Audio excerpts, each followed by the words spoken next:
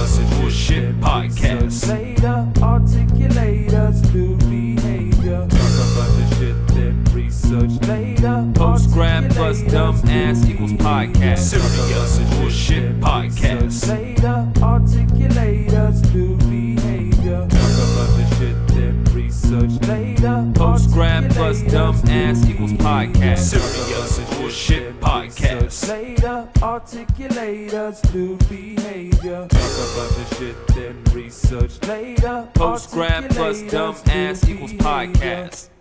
Yeah.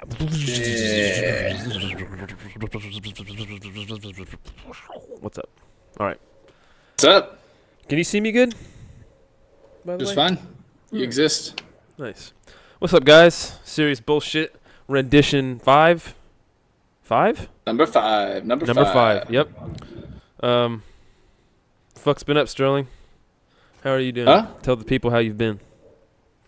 I'm good. Been getting back into mountain biking. That's been my thing lately. There's a guy at work that's in from Vermont for the summer. He was mountain biking. I was like, oh, this is the perfect opportunity to get back into it. This guy's serious. Is he serious? So, Like you serious? Is he like you serious, or is he like No, dirtbag me serious. and Mike were serious? Like what? Dirtbag serious. What's dirtbag serious? What does that mean? You never heard of a dirtbag? I've heard of a dirtbag. Yeah. Like a shitty person? No, it's. I mean, Is a dirtbag like a guy who rides like dirt bikes or something, or like rides in dusty terrain? So if you have like a lot of climbers, they're called dirtbags. You're just like dirty people. Dirtbags? Yeah, they're called dirtbags. Yeah, That's what people call bums, dude. it's kind of. Yeah, get out of here, you fucking dirtbag, or like a scumbag or whatever. What? I mean, I thought it meant like but, a like, vacuum bag or something. That's the thing. Like, that's the life they live, and they claim it. Like they're just dirty. I'm not gonna call them all dirty hippies, but they just live like that. They don't live a normal lifestyle, you know.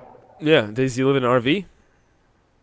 No, but he sees them. He's like, dude, that's sick. Like we went. No, but he's going to eventually. I can guarantee he's on the eyeing path to RV hood. He's eyeing them. Yeah, we went out. I'm eyeing a couple of these RVs. He saw it. He was like, dude, that thing's sick. I saw it. I was like, it basically looked like the Carl rape van, right? Like nobody fucks with the rape van. Nobody saw fucks it? with the yeah. He Yeah, was yeah. just You don't like- want to ride around that, man. Come on. We could do better than this RV. Yeah, those things are at all the trailheads around here. But yeah, anyways, he just goes out there. I chase him and try to keep up, and it's been getting me back in shape. I went out, did some riding today. He kills harder than you on trails? Because I'm just imagining like Oh. you're a go hard type motherfucker when it Yeah, I comes to can't the keep mountain up with biking him. and shit. Really? How does that make you Cannot. feel? How does that make you feel? I'm curious. It makes me Get try to the real psyche hard. right now. Yeah. I mean, Oh, I mean, so, like how do you like? It just makes you just want to try harder. It just compels you to try harder, or does it go deeper than that? No, it Is just there more? compels me to like. That's It's like it's just it's just I need to get healthy, better in better healthy shape. competition. Yeah. Exactly. It's not even it's just like when someone else Is he like there, it's barefoot alright. too or some shit? Oh, that'd be baller. That's how you No, know you're I a mean- true fucking hippie. They mountain bike barefoot, bro. They Let me got tell you a story. hooves.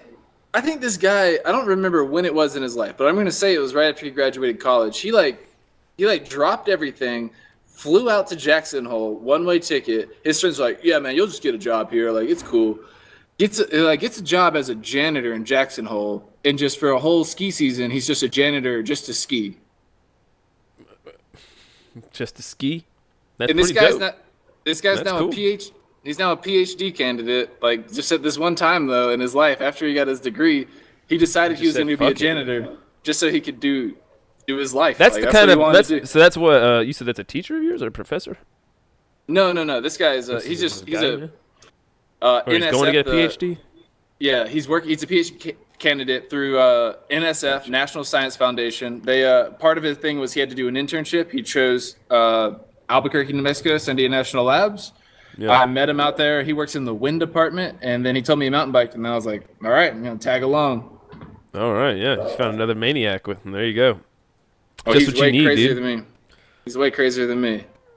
I'm trying to keep up though. I've been watching all the mountain biking videos, dude. And every time I watch it, I'm like, damn, I want to go back. Do you out like to shred shit, or Colorado. does he just power through? Like, is he doing all the technical shit, like jumping up on the rocks and stuff? And like, what yeah. are these trails like that you guys are riding on? Is it like bouldery and shit? He does. It's called enduro. He used to race downhill, like just for reference. He used to do Dude, this. how many times has he squenched it? How many bones has he broken? You should probably ask him about that. We need to get this guy on and just ask him about all the trauma. We could probably do an hour-long podcast of just asking this guy about the different times he's fucking ate it. Could you imagine eating it on a downhill slope, like killing it trying to beat a time? Yeah. Like you're hauling ass as much ass as possible. If you ate it there, dude, Jesus Christ, bro. The You'd more be that going I for 30 feet. the more I get up on the mountain and try to do these things, and then I go watch the videos of people doing it, like I'm squinching in my chair. I'm like, ugh, Yeah. That's the kind of shit where it's like, dude, like you got to be the only reason that you should be doing that is if you're trying to do it for a living. If you're not trying to do it for a living, like you're fucking up what you're going to be able to do for a living by potentially fucking trying to do some shit that some guy is going to be getting paid for. Like if you're getting paid to put that risk in your life, makes sense, dude. And if you're passionate about it. But if you're not getting paid, man, it's like, man, that's a lot of risk to be taken. For, I did say used to do downhill, so he doesn't do that anymore. He has an enduro bike or all mountain bike. Apparently, it's the same thing. Found that out. Basically, his bike has a 150 millimeters of travel, where like mine's a cross country bike. I have 100 millimeters of travel. So it's just like a. What does that mean? It's how much your suspension is moving. Okay. On your bike. He's probably got way less. It can take a bigger shock. With 150 millimeters of travel, I've only got 100, so he can hit bigger shit than I can hit. Dude, you know what I thought about recently? This just brought that up in my head. This is a plain goddamn crop duster. If you guys don't know, Sterling lives next to giant marijuana fields where they have to crop dust for fucking all the crop dust for thieves, for stoners, crop dust hippies. And chemtrails. Hippies and fucking chemtrails, dude. What were we just talking about? Fuck, I just lost my train of thought. It had to do with the travel on the bike and how big. Oh yeah, no, I was thinking that, man. All right, so I just remembered being back in the bike store whenever I got my license taken away when I went to jail and I was like 19 or 20, something like that. And I went to Andy Jordan's because I had a bunch of money saved up at the time. I was like, fuck it, I'm gonna go get a bike, man, and because I'm going to have to ride that shit for a fucking year. I guess it's like investing in a vehicle. Here we go. I'm about to get a nice one. And then, so I had like $600 or $700 to throw down at the time. And I just remember like being like, man, fucking, I'm just going to get this half suspension. I thought it was super dope. And it was like really not that dope though. And I was like, man, if I had just spent like the $2,000 to $3,000 on some insane bike at that point, like it might have prevented like the knee surgery that I'm probably going to have to get from, I don't know if like that had anything to do with just jarring my fucking already bad knees all the time, and now my fucking, my knees are squinched pretty much. Man. Inevitably. Like it's gonna happen. The replacement. So you're saying that you're already looking at knee surgery, not replacing it, but down the... No, it's like they're just gonna have to go in and cut out a piece of tissue. It's not like my knee mechanism's fucked up. It's like this piece of cartilage has gotten worn down to the point where it's like bones rubbing on each other or something. I guess I have to stick something in there to keep them from touching, because it's like insanely painful sometimes if it gets inflamed. I had a professor who invented this thing. I don't remember what it's called anymore, but they do it. The FDA wouldn't approve it, even though it worked. It was my professor at Georgia Tech. He hated the fact that he never got it through, but he actually showed us videos of people. This was intended for people who lost their cartilage in their knee, and Really? They were looking at full knee surgery where they straight up just replace your whole knee. Yeah. And this thing that he had made, what made the advancement was he invented a material that could support the knee, but it wasn't hydrophobic. It was hydrophilic, because when something's hydrophobic, your body rejects it and it won't grow into your body. So hydrophilic means it likes water, and your body's made of water. Yeah. So he made this hydrophilic material that the water likes and your body will accept. And he couldn't get it approved by the FDA in America, but he got it approved in Europe. And he was showing us videos of how they had like half-day operations. They just cut open the knee real easy. They slide this like little it's like this little rubber disc basically that they slide in there, a rubber puck more. And the next thing we see is like a month later, this guy's snowboarding down a mountain. Like, yeah, this is the best. Dude, my knees went from fucked to pucked. I'm good to go. So, yeah, that shit's legit. I don't know if that's where that's where your knee is. I need to get Joe Rogan money so I can just go to Europe and all these weird places and get these legit ass treatments. When he's like, "Yeah, I tore my fucking whole rotator cuff," and he's like, "But it was good in a week." And you're like, Jesus Christ, bro, how did you do this? Well, I got fucking my blood taken out, and they put it in a centrifuge, and they extracted pure fucking, like, pure life energy sourced from it or some shit. And then they mixed that with some of my stem cells. Then mixed that with some of my stem cells, and it created the exact amount of flesh that I needed. It's just like, what the hell, man? They injected it right back into my shoulder, and bam, 1 week later, he was fucking ripping kettlebells. Seriously, though, man, that's that's fucking crazy. And something's gonna happen though eventually with this shit, and that sounds dope though what you're talking about.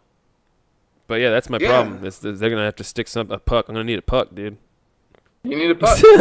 I'm gonna need a puck probably. Yeah, but he standing in the kitchen, but skateboarding and mountain biking.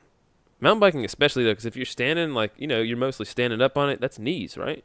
Taking a lot of that, knees and back. I guess so. I'm not really. I don't know. I also, dude, I don't know if you've ever heard of this, but like, there's sometimes people will like use their joints more than their muscles sometimes, and they'll like put extra stress in their joints, just whatever. I don't know. I think maybe I'm doing that somehow too.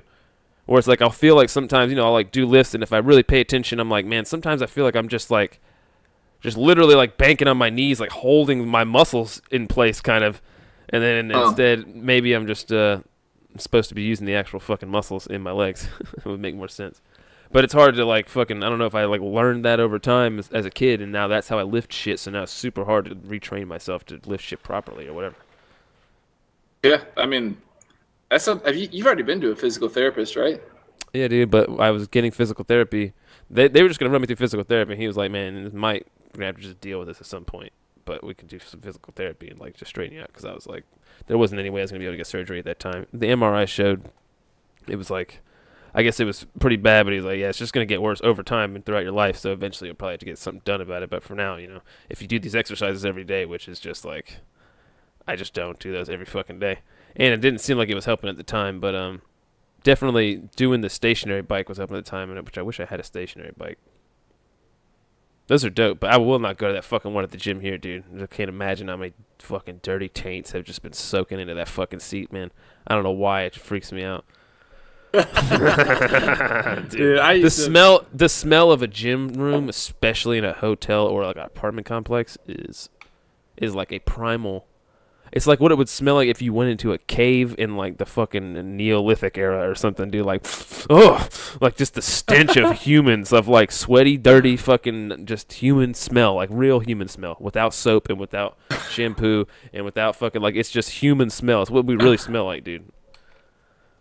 Like if you went to a monkey cave, you'd be like, oh, god damn, these fucking chimps smell like ass. They don't even bathe. They probably shit in the corner too, right? Huh? They probably shit in the corner. They probably ate their own shit. No, I don't know if they can necessarily do that. I don't know that either. Did you ever shit in the corner before? You ever shit outside? Yeah, I've shit outside before. I got a embarrassing story. I'll just go ahead and tell that. One time I was just at my house out in the power lines, and I said I was gonna we pee outside. I was like, I'm just gonna take a shit out here in the power lines. Oh my god, dude, hang on, guys. This is the goddamn serious bullshit exclusive, fucking hilarious, most hilarious shit I've heard in a long time. Wait a minute. Repeat what you just said, brother. You were like, I just pee outside all the time. Why?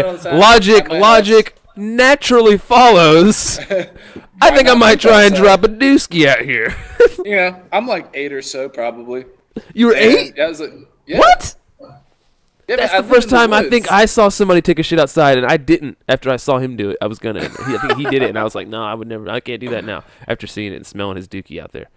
But go ahead, tell your story. Tell your story. Yeah, I mean, what did it smell like? Squat. I don't really remember, but here's the part that's embarrassing. Is I had one of those Swiss Army knives, and for some reason I decided I was gonna cut it with the scissors tool. Oh, dude, what, bro? What? So I did. He's going deep. Oh, this is great. This is the goods. I whipped out my Swiss Army knife, and I took out the little scissor tool and I cut it. That's the most insane poop smell you could ever have, dude.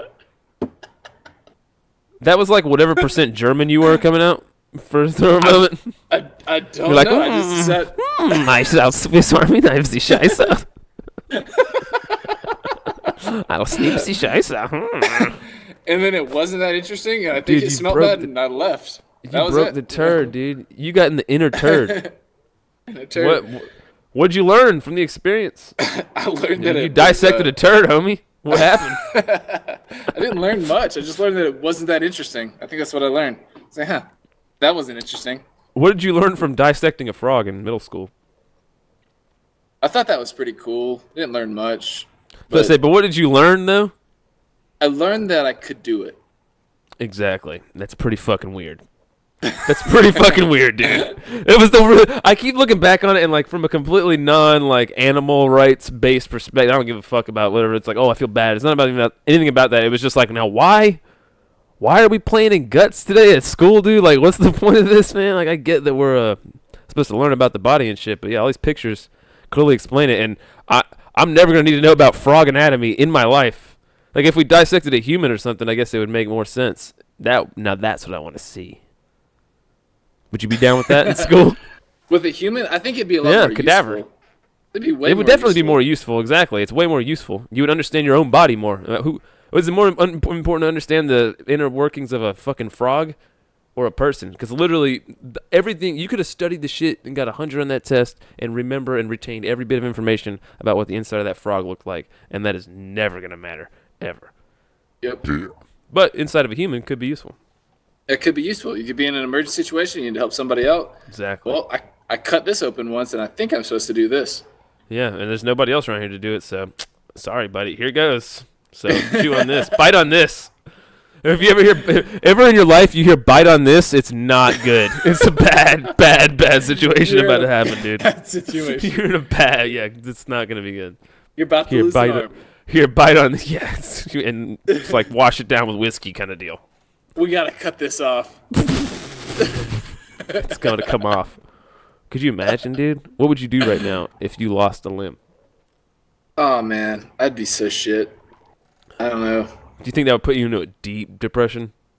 No, man. I could see that really fucking. Well, no, I could see that just like. I could see you bouncing back from it, obviously, but also that would be devastating for you because you're a very physical dude. Yeah, But I feel like you would just get like. I feel like you would be the dude like Tink with the Piscatorus guy with the fake leg, the metal leg, just like killing it. You'd be like, bro, nah, I still do the same shit. You're like, actually, I can go twice as far now on the mountain bike. I'm pretty cool with the lost leg. This new leg's pretty dope. It never actually gets tired, so I can put more force in the left leg, dude. You'd be like beasting all your shit. You'd be like, this is actually kind of tight. And then literally, like, the next time we see you, you'd be like, Sterling's got 2 legs missing now. What happened?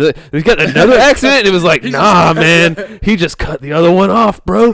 Those new legs are the shit. And you'd be like, damn, those new legs are legit, aren't they? He's like, yeah, bro, he's killing it. His mountain bike times are dusting the hippies. Yeah. That was an epic imaginary tale of a guy that just really enjoyed being an amputee. That would have really worked out for one guy.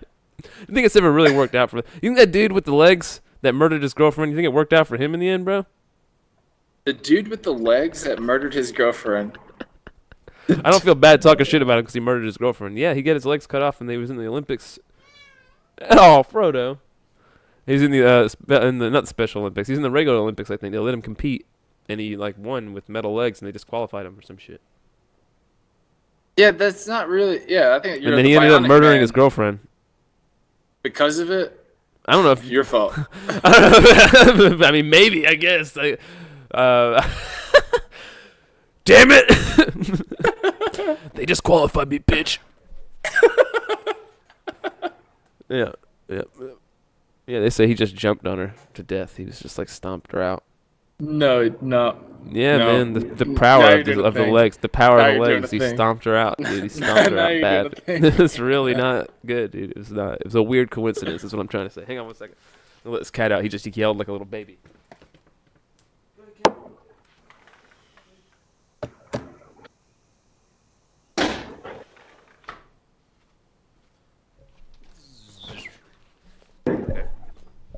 I'm back. All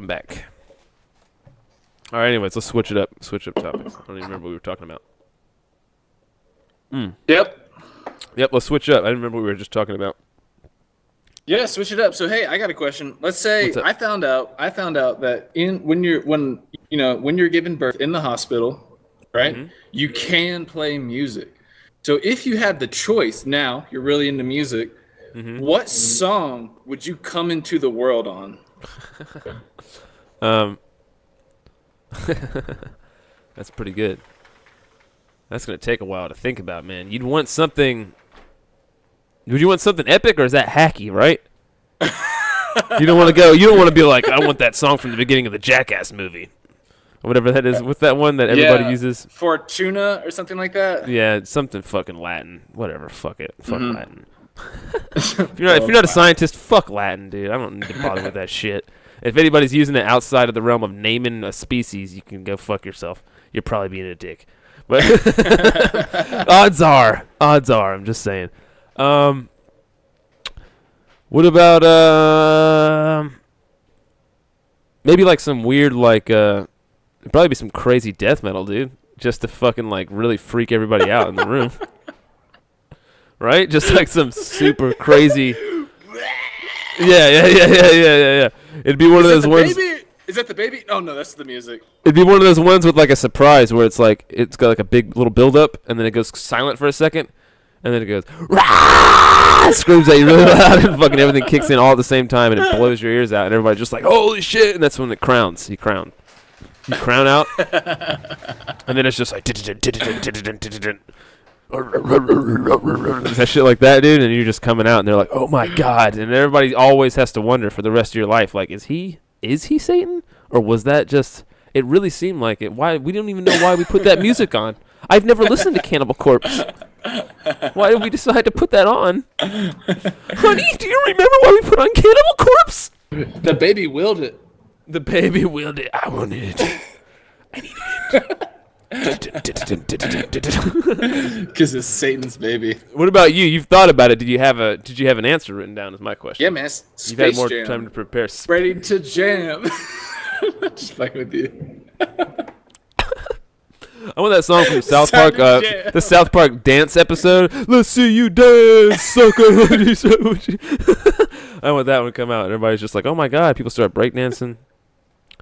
The doctor does the Charleston and drops me in my head. Yeah. You didn't have one pre-planned though? Yeah, good. You're on the spot. I don't. No, it's good. I had to go on the spot. Besides Space Jam, I mean that was my thing. Well, you don't have to pick a specific song, like just like what type of thing. I only kind of went genre. You know what I mean? So you don't have to pick a fucking specific. The song that I would have picked or something like that, nobody would give a fuck about or know in the first place. So I don't know, some sort of just chill acoustic, man. Smooth That's jazz, me. bro. I'm not the jazz. Come out to guy. some Jock Johnson, bro. I'm not the jazz baby. I think I'll come out to some Jock Johnson, bro. Not who I was imagining, but I guess that's how it sounds. Because that's how it sounds in my head, bro. I'm coming out. It's like. No, that's not what I meant. I meant you just made that turn. Yeah, I like that. I took it there. You took it there. It I'm wasn't taking there, turns. but I can't make it not be there now. That's just where it is. That's where it ended up. It's where it ended up. I'm not gonna fight it. When it was like 40 ounces to freedom, you came out and your parents were like, oh, Jesus. They just went ahead and put you up for adoption. They're like, fail. That is true. I mean, my favorite band is Sublime. All time, hands down. Yeah? That would make the most sense for it to be something by them. I haven't picked out an all-time favorite song, but it'd be a deep track. Wouldn't be an upfront. It'd be a deep track, dude. It would be a deep tracks. Deep track. Deep tracks, bro. Anybody who uses that term either, dude, you can't say deep tracks. Seriously, get out of here, man.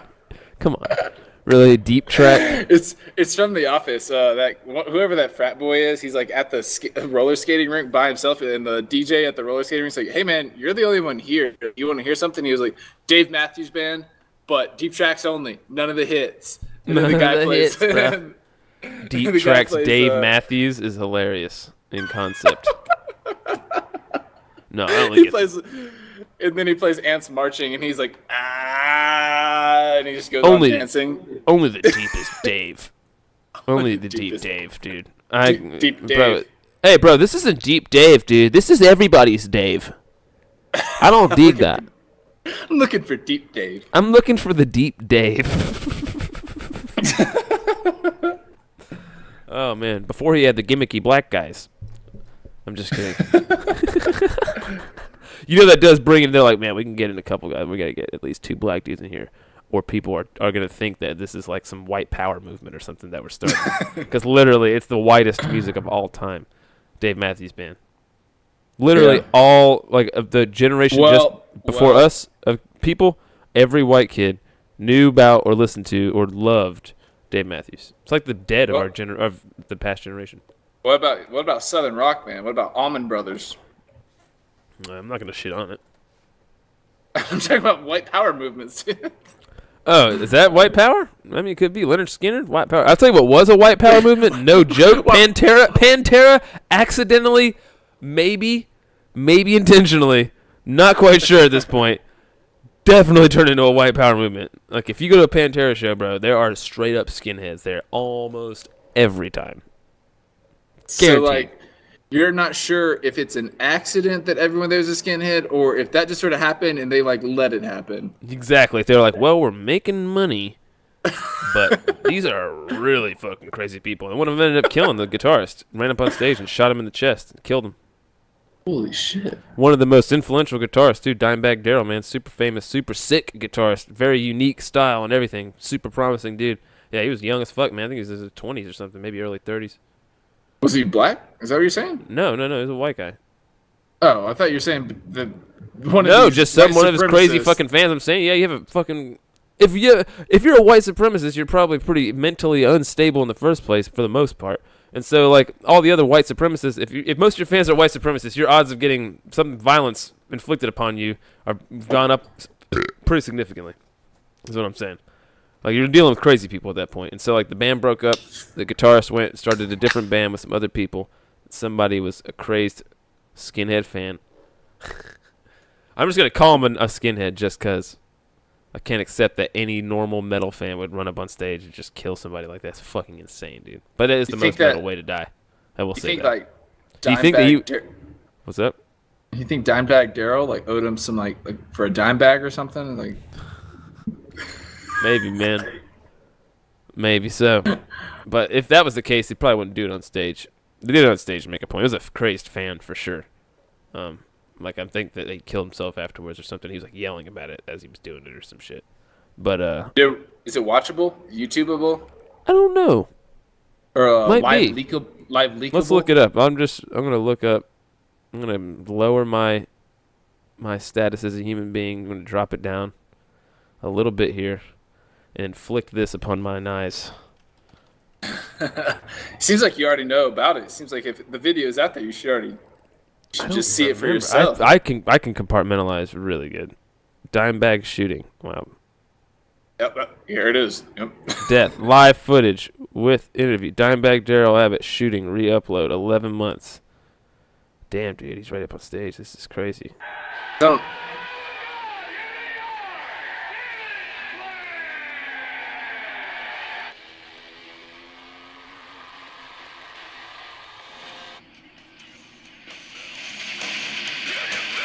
All right, so they're on the center of the stage right now. They're jamming. This dude's going down. Somebody runs off. It's like it's just a normal concert right now. And then this big fat guy runs off the stage and runs over, and it's right out of the side of the footage. You can't see it, but you can see the fucking killer. He's some creepy fat fuck. And, oh no, some other guy runs off to the side, and this guy comes out hoodie on, jacket. This other guy runs over to try and tackle him, who had just ran right past the guy. And, yeah, too late. Shot him right down on stage in front of everybody, dude. Middle of the song. Holy fuck. So did the guitar stop? I couldn't tell. There was like a couple guitars. That was right? edited, all edited shit. It was like that weird, wasn't the chopped actual up song. footage. It was like almost fetishized. That was strange. Okay. I don't know how I feel about that right now. I'm a little thrown off by the whole situation. I'm a little toying. You think well, I mean, this is just because you're talking about death, but like the seatbelts on airplanes, right? Mm-hmm. You know, like, what are they for? Like, they're not gonna. It's not like a car. It's not like a car crash, right? Like, mostly to keep you like from the turbulence, right? From just like hitting the seat. Yeah, I think it's just to keep you from like falling over on top of other people. It's just a way to control you. Like if you're there and you're strapped in, they know that you're not gonna do anything too crazy. But you think like deep down, like they're just thinking like if the plane does crash, they just want everyone like for the cleanup crew, like just right everyone. The bodies don't want to. We don't want these bodies strewn about. Hey man.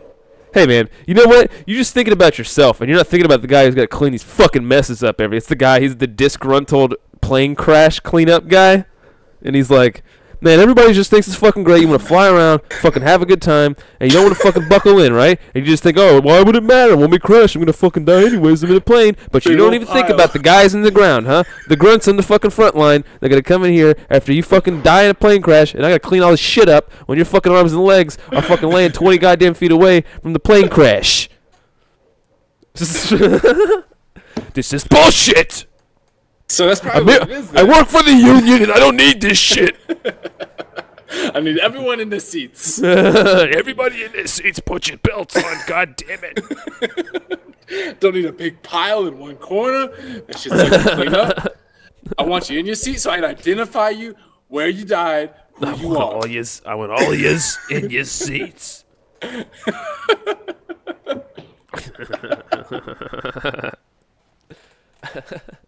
Hell yeah. That's funny.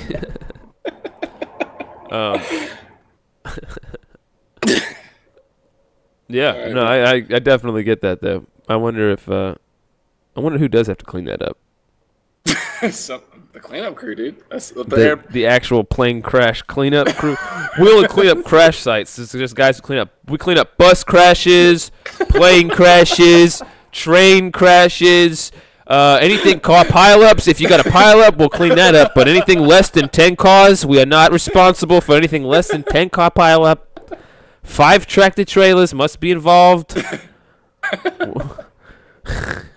We do ferry sinks. We'll.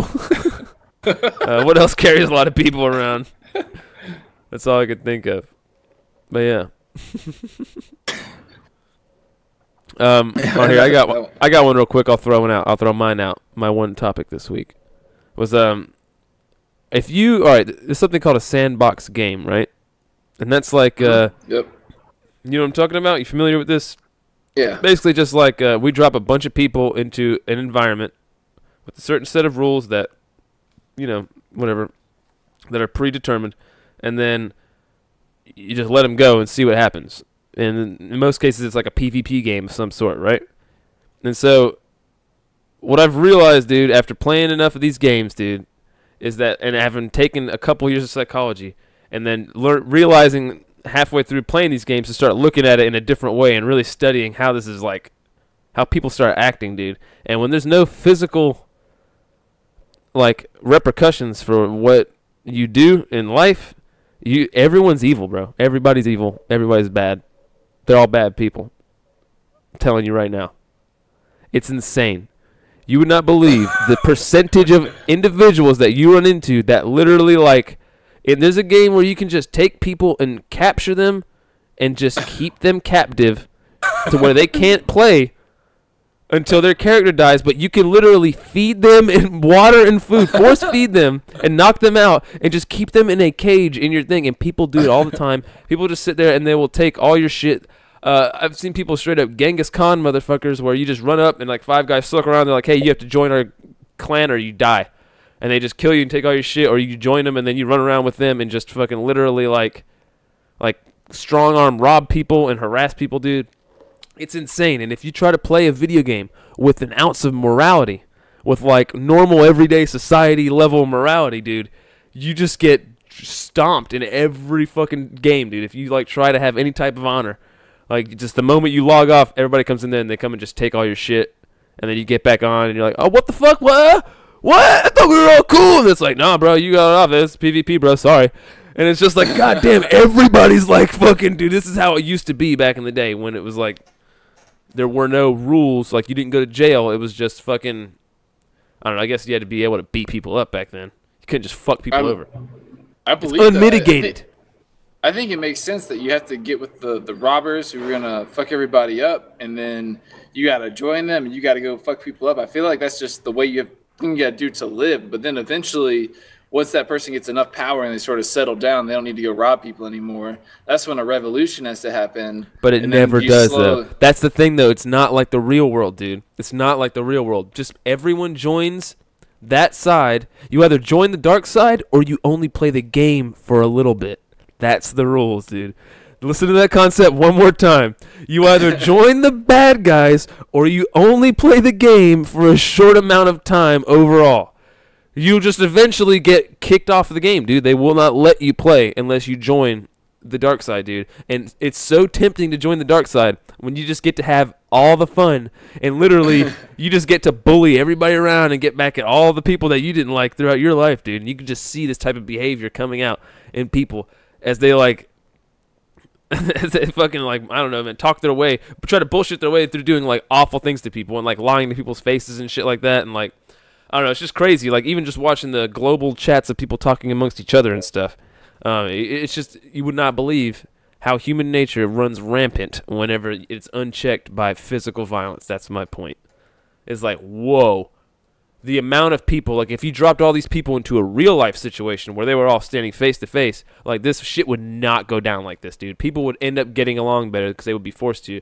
But because you can just, like, team off with like 10 people and then just have those 10 people like make hell for all the other groups of 5 people around, fucking just more people are then enticed to join the 10 group, especially if they get on and somebody's just like, hey, either don't have a fun time playing this game or come with us and then we'll give you everything you need to have a great time and you can just run around with us and fucking do the same thing we're doing right now, dude. And it's like, oh, I guess I'll do that. And they're like, all right. And then literally everybody just keeps doing that. And so the new person just keeps cycling through. And if you say no and they kill you, then you go try. You're like, I'm going to get some people together, dude. Fuck this. I'm going to go off. I'm going to like fucking South Park World of Warcraft. I'm going to go into the woods and I'm going to kill boars to fucking gain experience one goddamn boar at a time until I get to level 100 or whatever it is to get up there. And I'm going to go kick those people's asses. And you have the plan and you try and you think you're going to act it out, dude. And then halfway through your plan, they just show up and they kill you and they take all your shit and then your game's over again. And the same exact thing happens and you're like, man, why did I not know this was going to happen? What the fuck, dude? And then sure enough, man, yeah, it just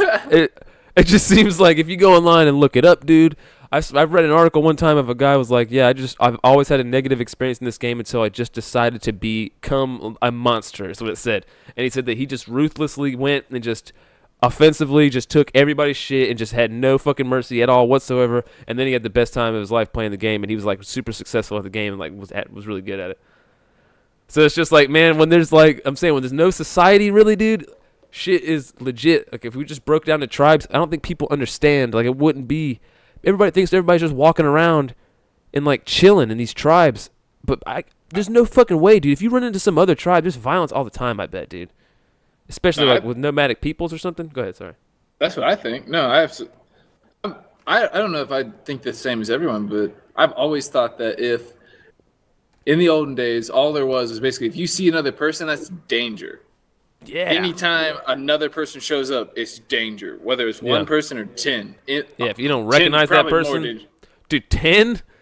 You're pretty much, you probably shit yourself already. Like shit's dropping down your deerskin fucking trousers, bro. It's not looking good. Whatever you want, yeah. Like but yeah, so it sounds like you've joined these tribes. It sounds like you've been. No, I've never gotten involved with one of them. I'm always the Ned Stark, and I've been a part of Ned Stark groups of trying to come back and do some fucking honorable shit and trying to build the revolution and believing in it and methodically thinking out the plans, but always the amount of strength that they have, like you can build like 1,000 walls in between you and them, but they have just as much firepower to break down. They have more than enough firepower to break down all those walls way before you could ever get it because they have so many people. So it's like once you have more people and everything, you can generate more resources just like in real life. You know what I mean? If you're a giant population of like Rome or something and then you go fucking run into some tiny ass place, you're just going to run right over them, obviously. So yeah, it's just more of that. But there is no like, you would think that after a certain amount of time, it just, there's like these servers and these games don't exist for long enough for the years to go by where some revolution actually comes together, because there's all these like little rebellions that pop up and like, you know, this little group of guys over here thinks they're going to do something, but they never team up with that other group of guys who was over here thinking about it because they can never even talk about the revolution, or else you'll get completely wiped off the server or whatever it is. Like those people will come and get you if they know that you're trying to come and get them eventually. So you don't want to even bring it up to the other people that might be on the other side of the map trying to think up the same exact thing, and you guys are both trying to do the same thing, but you both do it 2 different times and you both get squenched. Does that So make you sense? mean, but I thought that. So it sounds like you can talk to people across the map, but what if you show up and find them across, like you walk there? Can't you talk privately?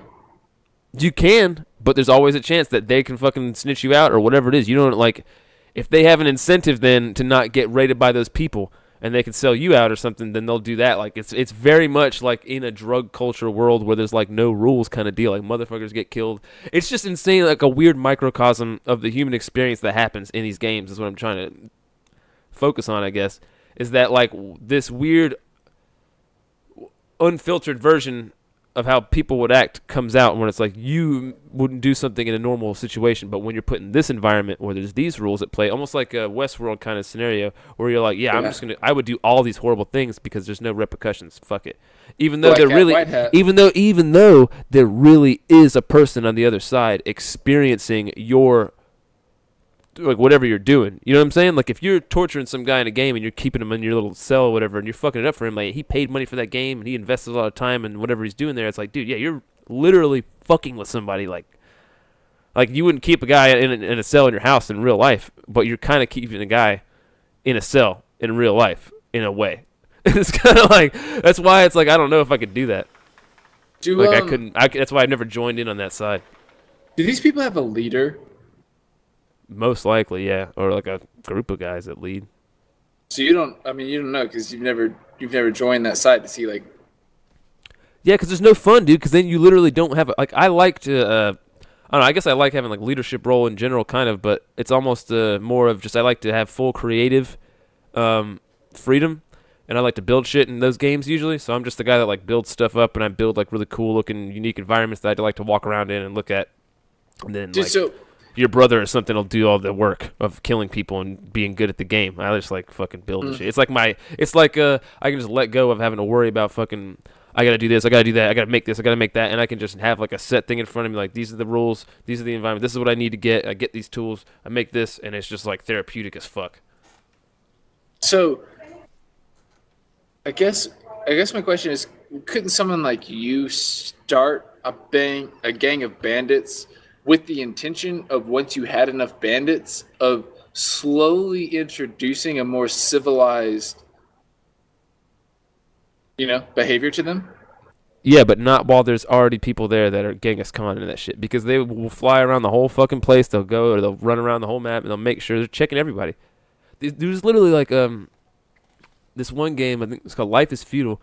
This guy would just like show up all the time, dude. Like, these people extorting people. I watched people just a couple nights ago in this game that I just stopped playing.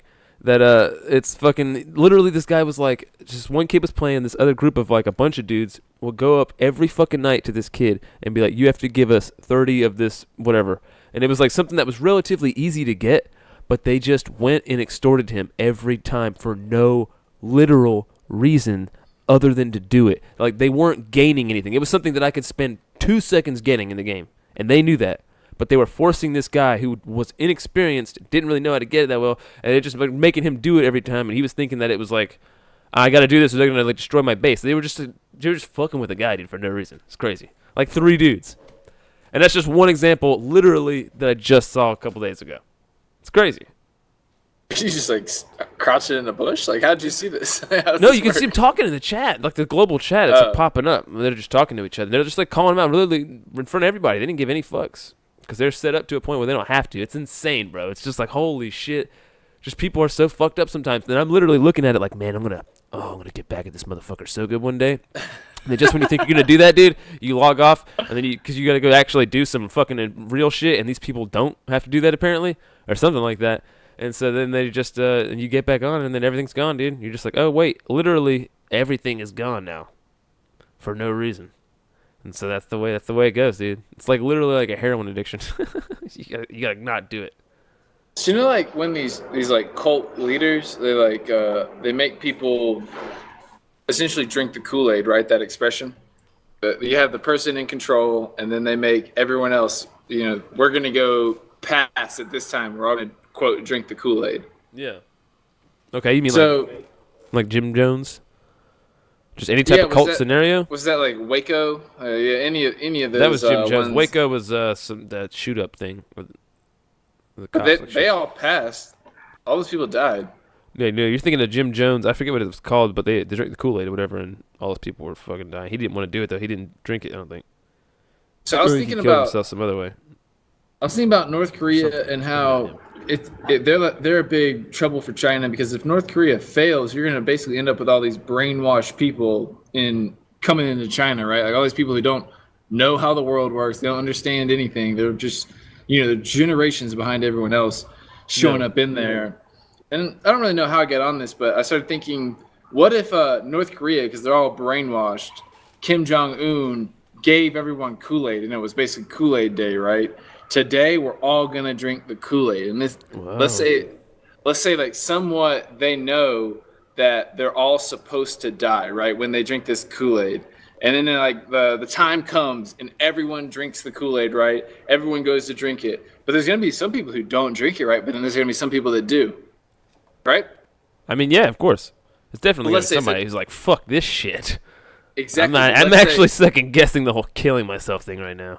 But let's say it's actually a double cross. Let's say that the Kool-Aid actually just makes you super sick, and anyone who doesn't then get super sick gets executed. Ooh.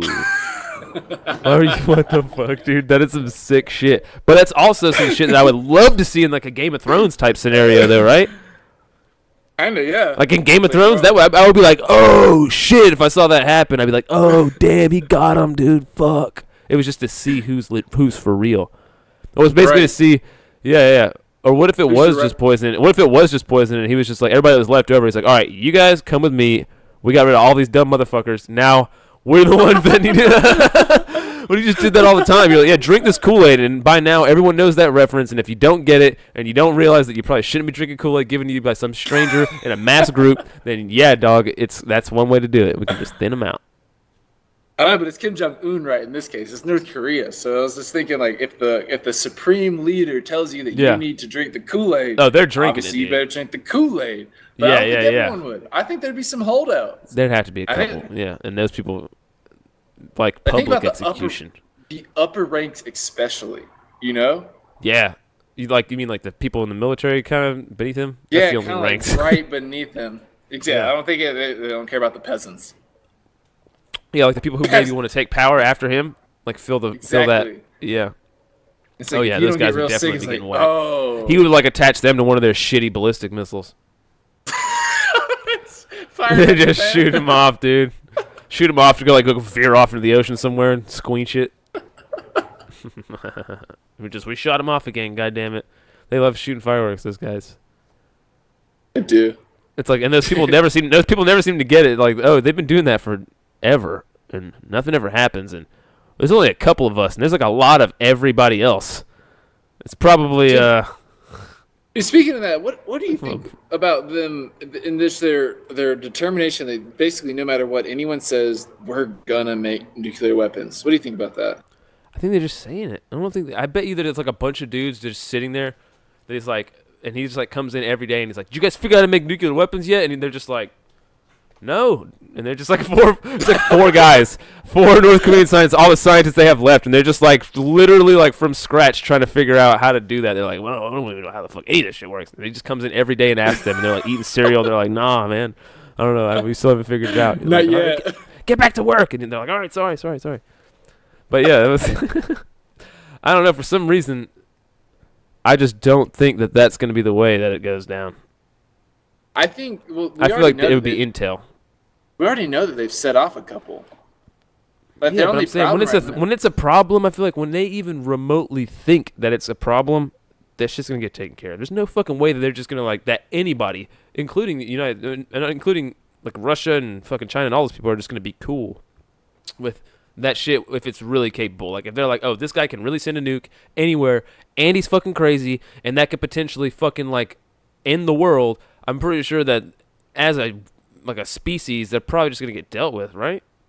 I mean, isn't that? That's part of my question. Like, as a strategy for a nation, instead of accepting the status quo that you bend the knee to the 5, really, but let's call it 5 superpowers that have nuclear weapons, and they say, no, you can't do this. You're not allowed to. We did it. You can't do it. But they're like, fuck that, dude. I'm making a weapon, and you will treat me on an equal footing. Yeah. But what did I just tell you? This literally relates exactly to the video game talk we just talked about, where then all the big groups are just gonna, as soon as they find out that you even have the capability to do damage to them, they're going to like I'm saying, like if they can figure out how to detonate a nuke, that's one thing. But if they can figure out how to get a nuke to the United States, and the United States finds out about it, and they literally have that capability, there's no fucking way that they're gonna let that shit. It's gonna be a war of some sort, right?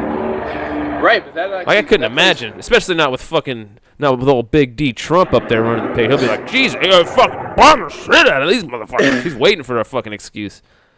You know, my cousin got shit back over there, dude. And the last time he was putting bombs in planes, fucking Gaddafi got murked. I didn't know that, but last time he did a term, he just got back in. He's going to South Korea in a couple weeks. So. But that plays into what I was saying about how China doesn't want North Korea to fail, because when it does, all those people, all these, basically, I'm going to call them cavemen. All these cavemen are going to like show up. Yeah, but is it worth getting like nukes blown off right next to you and shit with the United States if they like got into a war with that? I don't feel like that's just. I feel like why would you? It'd be like if you had a group of friends and you had this one little friend who was like just piping off at the mouth all the time. You're like, bro, we always got to stick up for your ass, dude. But you just keep fucking trying, people. You won't shut the fuck up, and you just keep being a dick, dude. And we're like, eventually, we're not gonna fucking take care of you anymore, dude. And I feel like, when is China gonna be like, man, like, at what point is it even cost effective? Like, even if you had to take in all those people or whatever it is, like, of like literally dealing with the repercussions of this one dude just slinging his dick around for no reason. Like, I don't understand. Like, they're not. But what do they make for there? No reason. They have export or something? They have a bunch of natural resources there. Not much. Why? They live on. It's like basically an island, right? I know. It's like, what do they have to offer? Like, why does anybody give a fuck? It's what I'm wondering. It's because they can do it. They've already proven that they can set off nuclear weapons. Yeah, I'm saying if they can do it, then also it's like if they can do it, then who else can do it? Because it's a country with that's what I'm saying. So it's like, what does it even matter, man? I just don't think that he's any crazier. I think he's just he has to show how crazy he is all the time, because he's playing this bullshit show that his dad started before him and his dad before that, and he's got to keep that machismo bullshit image going on. Where it's like, around here we can all make fun of our president and talk shit about him, but we all know that we got a big slinging fucking goddamn bomb dick ready to blow anybody's ass off if they do pipe off with some shit. But there it's like they actually don't have the giant bomb dick to just fucking sling dick on anybody, so he's got to like really fucking like make these people worship him. Where it's that's like, where my question is that his resolve to develop it for his country, so that we have this and we will be treated as equals, and we're not going to bend the knee to you. We are a sovereign nation and we can build whatever sort of nuclear weapons we want. Fuck you. Like, that's what my question is. Yeah, but the idea of like, even if they how all right, first off, dude, just even talking about nukes, I need a little perspective here. And you're a nuclear kind of guy, dude. What the fuck is a nuke damage? What are we even talking about nowadays? Because it is nuke. I feel like nuke is like weed.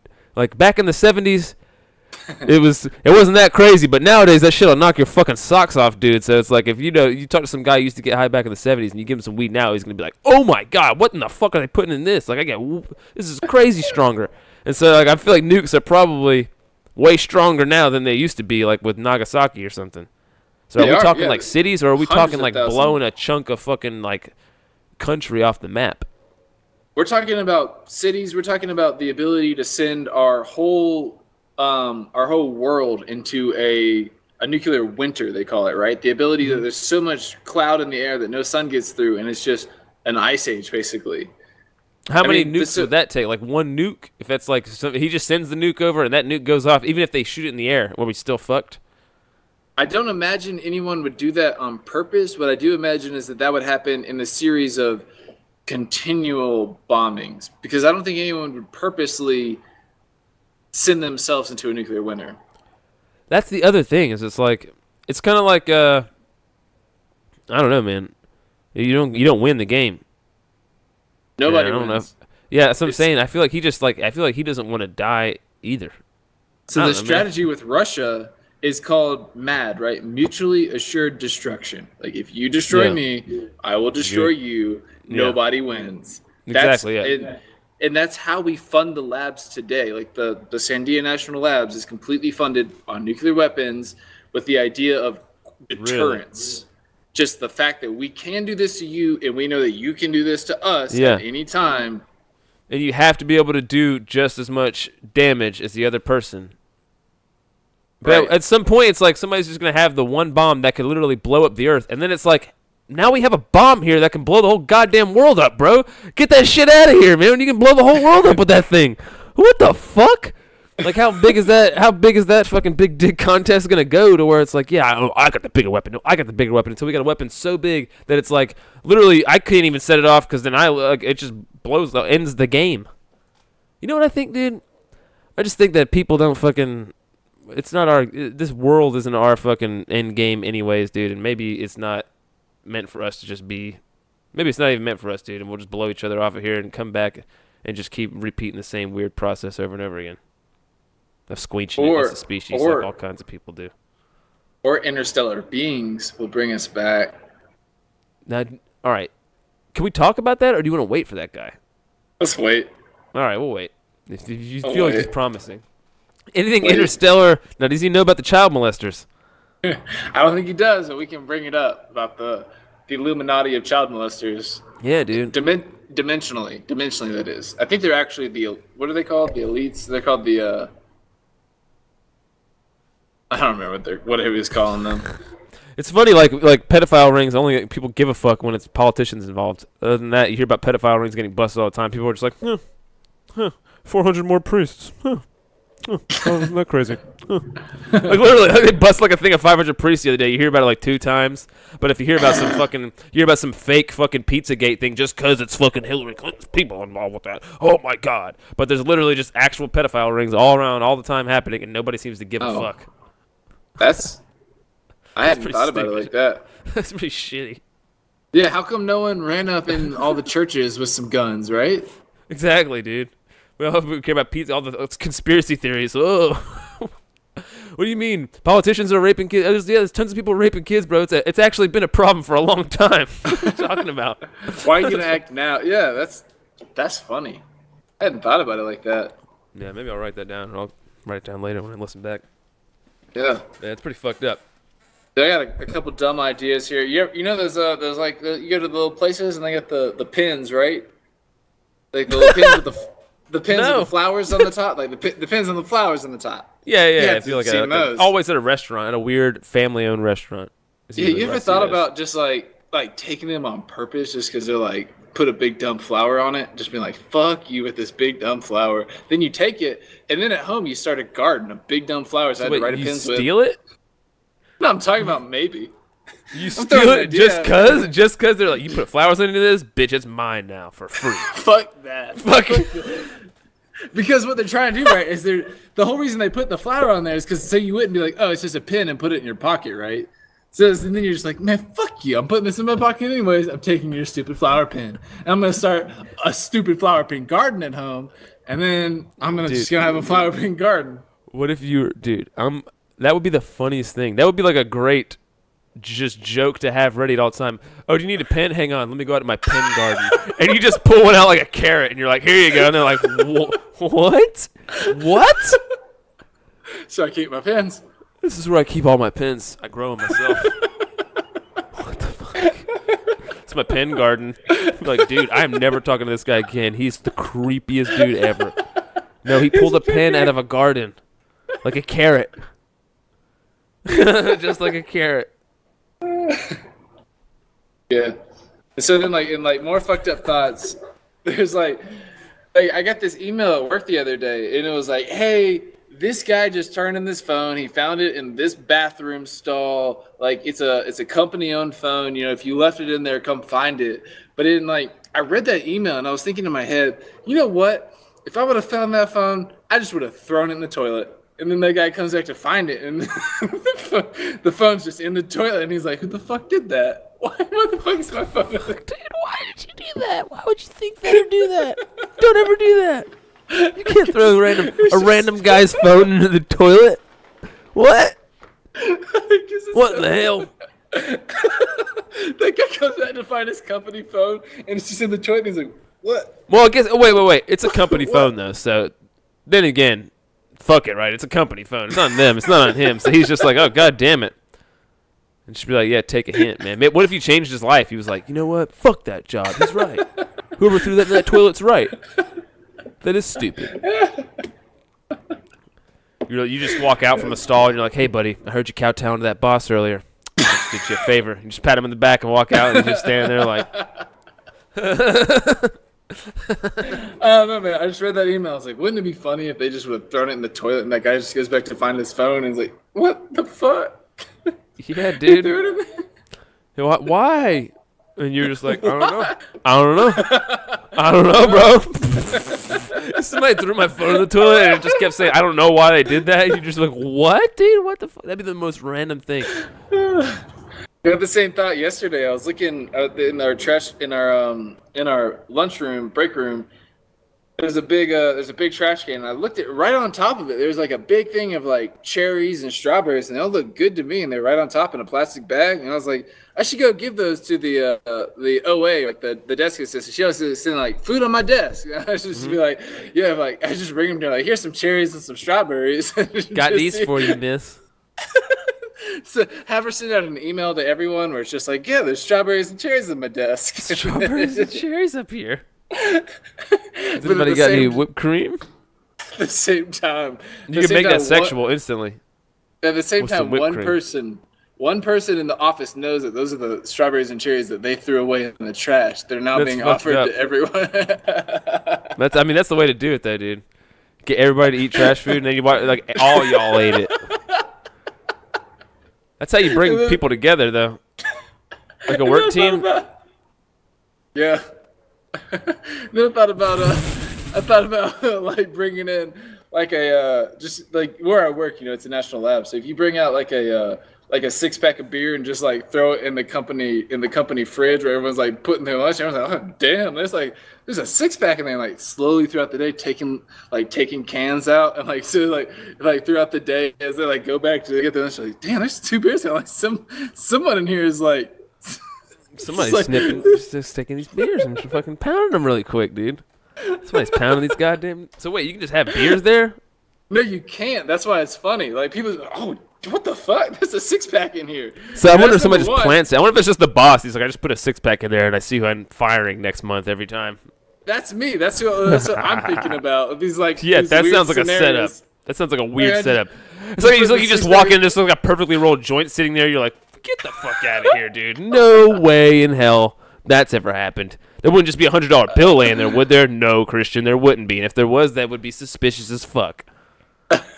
You gotta grab it, and it's like a fucking. Your boss has like a fishing rod behind a plant in the corner. He's like, "Gotcha!" Yeah. No, I wasn't grabbing the joint. I was grabbing the pen. So I was talking about that, like, but slowly throughout the day, pulling the beers out, like the empty. So someone's like, "Damn, someone's getting down on some beers here today." You think it was one guy though? I'm saying, do you think it was like everybody just was like, "Oh, just grab one really quick," and just snagging? He was just like seeing who was the, not only who was drinking, but who was the beer thief. Because technically, you're jacking beers. I was thinking that everyone would think it was one guy, and that he was slowly like throwing them back throughout the day, and just like seeing how long it would take for this to become an issue at work. It would probably be pretty quick. But then I also thought about like writing my boss's name on it. Shit, that out loud. On his fucking on the beers. On the beer, being like, just writing his for like, me only, and then as they disappear, you're just like. They're like for his name, it'd be like, oh, let's just say his name is Jones. Like, just write Jones on it.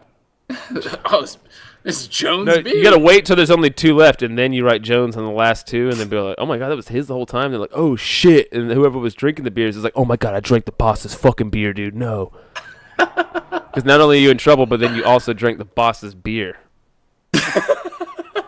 Not just anybody's beer. It was his. Jones, why did he put him in backwards? I would have seen it if you'd put it in the other way. Fuck! I would have known. I would have known. I was trying to know. No, this would have been a big issue way before that. But I don't know. It's just one of those funny thoughts I had about bringing in like a 6-pack and like slowly, like just removing them throughout the day, just so people are like, what the fuck? Like, someone's He getting was in wasted here here. pounding beers all day. Yeah, everybody's looking around trying to figure out who the drunk guy is and shit. That's hilarious. Dude, Did you ever being drunk in school ever? I don't think I ever got drunk at school. I feel like I remember somebody. I thought it was you, man. They were drunk on vodka. No. They were bringing water bottles in, and I saw them later in the day, and I was like, "Dude, you look so bad right now. Like, you need to get your shit together." And they were like, "All right," and they like went in the bathroom and got their shit together. It wasn't you, then maybe it was somebody else, but it was a hilarious moment where like somebody was like, "Oh, we're gonna go get drunk." They had like water bottles full of vodka, and they pounded them down, and then like it was like one of them looked hilarious walking down the hallway, and I was just like, "Dude, you gotta go get your shit together." You probably still got caught. I don't know. Anyways, Yeah, that that's was that. interesting. I was talking about that same stuff in high school, like how like in high school you kind of want to do the bad thing, you want to do the edgy thing, but then when you do it, at the same time that you don't want to show it, you are still trying to show it. Like, I did this edgy thing. I did this. Like, you're trying. Yeah. Like, let's say it's a football game and you're in somewhere between 9th and 11th grade, and it's your first time doing alcohol, and you show up to the football game, and most of the people haven't done alcohol, and you're like, dude, right before this I was getting drunk. But you kind of want to like show it and like show like what a good time you were having because you went and did this thing, but at the same time you don't want anyone to know. It's like this really weird. You want certain people to know, but not other people. There's certain Right, people you exactly. really want to know, but certain people you really don't want to know too. So you got to really play that fucking game. You're walking this weird line. Walk the line, bro. And there's no time in life that you ever do that again. Yeah. Maybe. I don't know. What do you think? We could probably extrapolate that to something else. Let's see. I don't want anyone to know at work that I do this podcast. I'm just kidding. I do tell them that I Really? do it. Really? Dude, everyone at work would now know on Monday morning. They'd be like, dude, I know that you cut some poop when you were 8. You were 8. That's true. You cut some poop when you were 8. That is something that I wouldn't want a lot of people to know. and yet I'm putting it out there. It's all right. It's all good, dude. I like that. I respect that. I respect that shit cutting. As long as you're not cutting shit right now. You know, my cousin used to take shits that were so big that they couldn't flush them down. It would clog the toilet every time, and so he had to cut them up with a spoon. Nope, And I don't he believe would you. say that every time I would ever eat cereal there, he would say, "I use that spoon to cut my shit." Every time, dude. That's good, dude. That's a funny ass joke. That's super funny. That's super true. That's super fucking true, dude. He's Nah, a dude, I sick don't fucking believe demented. that. And they had like stained, like dark kind of stained thing on there. So I would always, my imagination would go wild because they were like old spoons. So like Dude, the would you fucking take- part, would you take like if it you and, cleaned like, it. Did you take it to the sink and like put some soap on it and like really use your Of course, fingers on dude. it? But it looked like when I was young, dude. It looked like poop stain. I just like, don't think you I eat- would have thought about that when I was young to go wash it myself. I would do that for sure now. I was freaking out, dude. Like, he made me so conscious about it. And he was like, yeah, because you never had a dude antagonize you telling you he cut up Dookie with a spoon that you were eating with. And then you That's looked at the spoon hilarious. and you realized it was darker in the center of it. Like, you know, somebody had really rubbed it clean a whole bunch, though. Like, somebody had really tried to clean it. So is Now that that I story look back real? on Is it, or that's is that what like it- your grandpa? What's that? Like your grandpa told you that the I don't know, the monsters No, didn't my come uncle, out my cousin Justin cut his shit up all the time. with Like, he had spoons, to for legit. a while. Yeah. I don't know if it was with Like- spoon. That's not what I'm saying. He could have been lying about the spoon, but they cut it up for sure with a knife or something, with some like a butter knife or whatever they cut it with. They had to break his poop up because he would shit so gigantic. That's awesome, dude. Like we got like measurements on this. I don't know, Yeah, man. so He must like- have been a gaper. Get some way back. scale, some He was an scale old to school. this. He was one of the OG gapers from back in the day. You know, how there was like Z Town or there was G Town. There's Dogtown. Dogtown. Know about Dogtown? Dogtown. Z Town made that up. Could potentially have just made that up. But there was like Dogtown. There's like fucking Gape Town. And that's just those guys they were the first guys that got around. It was the internet. Barely was even around, dude. And people were just sending stuff around in forums. And a couple guys started gaping, dude. And then one gape led to another. And then, you know, fucking now he's shitting where you got to cut it up with spoons and stuff. They're coming out like instead of, it was like we talked about that one time where the turds come out like opposite, so it comes out kind of like a tuna fish can instead of like a turd. Chode size, Kind of like a chode, but more like a tuna fish can. more puck size. Yeah, more like a puck. Back to pucks. Thank good Puck what do size. you call it? Good fucking callback. Callback. Dude, to the puck. So So does gaping make you take different shits? I'm I trying would to fucking feel like probably. probably, but more solid or less solid? I don't feel like that. I think that's your diet, more or less. Mm-hmm. But I feel like it's the looseness of the butthole. Hmm. But then again, does the poop get shaped by your butthole as I you're always thought squeezing it out, or is it the- already pre-shaped in there? I think it's mostly pre-shaped, the intestinal tract, but depending on how soft it is, it can get, sort of shaped as right at the sphincter level. What I like to do is I like to squeeze, like, as I have a log coming out, I squeeze at different times, and I make like I'm like blowing glass kind of. We've gone way too deep. And it comes out. It comes out. now. It comes out looking like a bong. I make like pieces sometimes. No, we've gone way too deep And now, if man. if I call my buddy Sterling, he'll bring his Swiss Army knife out. He'll bore a hole in it and cut the top off. I'm pulling the plane back up. Pulling the We're back out of this gate now. He said he's making. Man, He said he's blowing glass out of his ass. We got to get out of here right now, dude. we're heading back up to 32,000 feet because we've gone too deep. He nosedive. I know. I took us for a nosedive, and I apologize. That's my part of the podcast, not Sterling's. It's okay.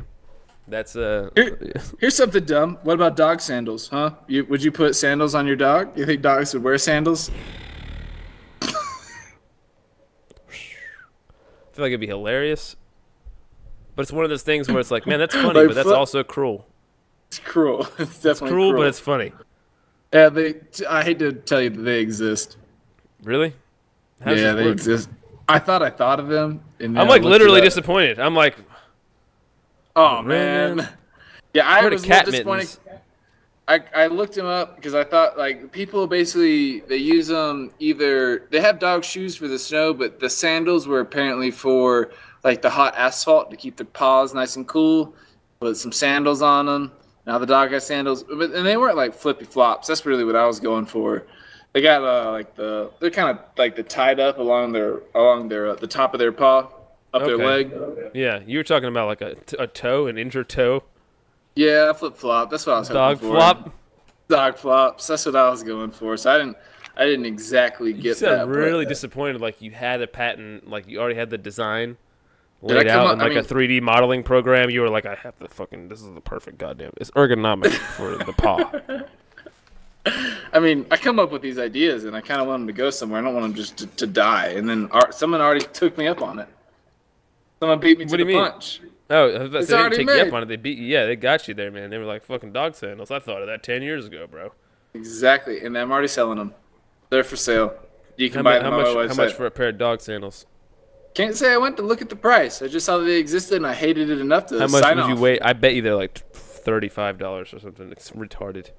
Yeah, I mean, I bet you 'cause you they're got more than a four. pair of human sandals. Because you got 4 of them, though. Yeah, but it's half the size. No, Half you the could probably size. you could distribute one entire human sandal into probably all 4 dog sandals. But you Depending got to on think your about the effort that goes into each sandal. So what's harder, like having 2 sandals where you run the straps over, or having 4 sandals where you run the strap over? I think it's twice as much work. This is kind of like the dog how does it wear pants kind of thing, right? I haven't heard about that, but it's kind of Well, it's like does it pull the pants up? Does it it pull the pants up over the hind legs and the tail, or do the pants come up over all 4 legs and just stop at like midway up the dog? No, it's got to cover the ass. You can't be showing booty hole. Booty hole must be covered. That's the main purpose of the pants, right? Yeah, and you got to Really, have the a whole hole leg for part. the tail. Yeah, Yeah. if you don't, there's no point. The whole point is to cover your asshole. No one wants Well, to your see dick and assholes. balls. I think it's the dick and balls. I don't think. Well, you don't see an asshole. When do you see? You only see an asshole when somebody's gaping, bro, or spreading ass about it. What if you're spreading ass about it? Yeah, exactly. If you're spreading ass about it, then you got to deal with the other problems that come along with that, man. If I saw somebody spreading ass about it, I might have to fucking, I don't know, man. I might drop kick them in the ass. You ever drop kick somebody? Drop kick. Yeah, drop don't kick. think so. It's like the dumbest fucking move ever invented. Drop kick's got to be one of the dumbest moves. It's like, how can I harm myself while doing the least amount of damage possible? Literally, the whole thing that generates force from a kick is rooting your other foot into the ground and then swinging your other foot off of that Yeah. like pivot point, right? When you do a drop kick, you just jump into Right. the air and then you literally push off of them like you're gonna kick them, but you're just pushing off of them. You're pushing your body away from them. Even if you're running into How are them, you like dropping them? So you're like holding them and they let go of you? no, drop kick is when somebody's just standing up and you just run up and then you just jump into the air, you turn your body sideways and you kick both of your feet into them and then you just fall. Oh, I thought a drop kick was like you're holding a baby, you drop the baby, and you kick it with one foot. No, drop kick is if you walked with my fingers here, and you ran da da da, and then you just jumped up and you went like that, bam, and then you dropped. All right, so your feet go from perpendicular Standing. to horizontal with the air. Yeah, you like picture like you just both of my feet kick into your chest basically, and then I just kind of fall down as my feet, like with you. No, I've never done that. Of course you would. Nobody would do that. You've never seen it in UFC. Stewart has. No, I bet Stewart has. He's probably drop kicked somebody on a trampoline or something. I could see that. He's the kind of guy that would have done shit on a trampoline like that. How many trampolines have you been on in your life? Dude, I went to a trampoline park last night. Really? Yep. Like a It's Monkey called Joe's type deal? It's pretty fucking sick. There's probably 30 trampolines, side to side. I went there. I learned a front flip on a trampoline last night, and not that impressive, but I did it. Hopped in a couple foam pits. They had a ninja course, dude. Ninja course everything. I got like the little poles, like it's a bunch of zigzag poles or opposite poles. Got across all 6 of those. Did some moving monkey bars. Yeah. So it's like what? Some like American Ninja Warrior type obstacle shit with a foam pit? There are 2 full American Ninja Warrior gyms in Albuquerque, and the one I went to was actually just a trampoline park where they put a little one on the side. But I'm planning to head to the actual Ninja Warrior gyms here in the next couple weeks. Sterling, let's do a podcast where we do the path of the American Ninja Warrior, and we'll just do like a whole thing, dude. You can go run and try and get on that show. I bet you could do that. I bet you have a good time with it, too. I bet it'd be hilarious. That would be a lot of work, though, to be that good, dude. Those things are hard. Yeah, but you do it in other shit anyway, so if you just like took the time away from doing something else and just trained in that aspect of your life for right now and then went back to training for something else later, I mean, think about it. You're just trying to – what's your ultimate goal with your athleticism anyways? You might as well throw some shit in there. Just have fun. Shit. I'm just trying to – It would be – you could make a little cash off of it potentially, and like I said – I would literally document that, and it would be fucking hilarious. I think that would be funny as shit. And, like, just interesting, dude, because everybody loves that show, man. That's like it taps into some weird primal thing in humans. I don't know what it is. Like, if it's the monkeying around thinginess or whatever. Like, who's the best at being an original human like we used to be, just climbing around on shit? Who's the best at that? Wow, he's so amazing at being natural. Yeah, could be. I mean, we'll see. Like maybe this winter I'll pick it up, but for the time being, I'm invested in mountain biking and swimming. That's what I do right now. Yeah, and that's what I'm saying. Like, I'm just saying you don't have to be invested in mountain biking and swimming for the rest of your life. If you're just invested in athleticism, you're invested in athleticism. So if it was something where like you got in there and you were kind of good at it, is what I'm saying, and you were like, oh, I could have a chance at potentially winning it, then fucking just go for it. Why not? That'd really don't think I do. Because I was with this guy last night. He's the Dom friend. His name is Dom. I call him the Dom friend. Dom friend here. No one knows what I'm talking about when I call him the Dom friend. That's I don't hilarious. even think he knows what I'm talking about. That's hilarious. Actually, in fact, there's no way he knows what I'm talking about. He does not know what you're talking about, but that's fine. That's fine. I'm the Dom friend here. He just like signs his emails Dom. His name is Dominic, obviously, but he signs his emails Dom, so I just call him the Dom friend. But he doesn't know what I'm talking about. Yeah, I would. Doesn't matter. Anyways, he used to be a gymnastics teacher, and he went to the trampoline park with us last night. Dude, buddy was just all over the place, killing it, just crushing it. He actually told me a story about how he was training for, of all people, Dave Matthews' daughter, and like Dave Matthews' daughter strained her leg in some way, and he like had to carry like in both of his arms like his daughter and hand it to Dave Matthews, who like came to see his daughter. He was like, "Here you go, Dave." Sorry about daughter, Dave. Sorry about that. She likes black guys, right? Shit. All right. He does too. Just kidding. Because this is not a white supremacist band. That's what we're going for. Not a white supremacist band, dude. We need a guy who plays violin and who completely defies all of the preconceived racial notions. That's fucking. I don't know. I feel like you should still try it and just see how good you get at it. Because if you never practiced it before, I mean, it's a whole different style of thing. I just feel like if I could, anybody that I've ever known that I would be like, that would be good at American Ninja Warrior. Oh, fucking Sturz, dude, would be the guy What about that I would Stu? send. What about Stu? Stu's getting fat though. Sorry, Stu. You are. He ain't gonna listen to this ever. Yeah, I don't know. Maybe back in the day when he was original Stu, when he was really in OG shape and Stu. shit. Yeah, I could see that, but yeah, not now. That shit takes like a lot of dedication and shit too. It's like endurance. That's why I would pick you, because it's like, it seems to be how winded they are by the end of it. Is how when you make that run up that wall, or whatever the fucking last thing. You know, it's always the fucking vert ramp you got to jump up or whatever. It's like that's the it's just how much stank you got left in the tank at that point. Mountain bike's good for that because it's like a sudden. There's like a rock. You know, like, I gotta hit this and then hit this, and then you get over and like, okay, I can chill for a second. And it's like, oh, here's another big rock I gotta get over. It's like this sudden burst of energy to get over these larger obstacles. Little sprints, Similar. kind of. Yeah. Little all out. It's like, you know, that was bad. Anyways, just going. No, I like just that, going dude. all out. I was liking that, dude. It looked like, you know, when you're just like, you should try to do some video game sound effects like Climbing me. those rocks. Oh, you've done that, right? Yeah, fucking a little bit, but not voice, like, not those kind of things. I've done a little bit of voice, but nothing like, yeah. We just recorded that the one time, and we never did anything with it. But it was hilarious. Like, full-on committed death cries are pretty fun to do, I gotta admit. Like, at the moment, the amount of times in your life you'll find yourself going, yeah, or whatever it is, like, at full capacity, like, screaming at the top of your lungs, is not a lot. I'm just saying. So when you do it, you're like, whoa, that was fucking, like, you feel shit. It's crazy, man. It's weird. Something happens inside you. Testosterone. I think it's part of yoga. While they make you at the end a lot of times do the Om. It feels good. No, that's just hack fucking. Yeah, it's just like putting namaste in your room. Get the fuck out of here. We get it. I get it. No, I'm just kidding. Nah, I'm just kidding. When they make you like breathe out real hard, sometimes they make you like they like let it all go, and they make you make that noise. Feels good. Yeah. Just the way it is, you know. Wasn't. And goddamn it, it's just the way it is, bro. I wish it wasn't true, but that's just they make you do that so she can let out her queef. Oh, dude, yesterday or Thursday in yoga, I'm sitting there in down dog. I look over and I'm right on the edge of the room, and I look over. It's this wooden floor, nice and clean, right?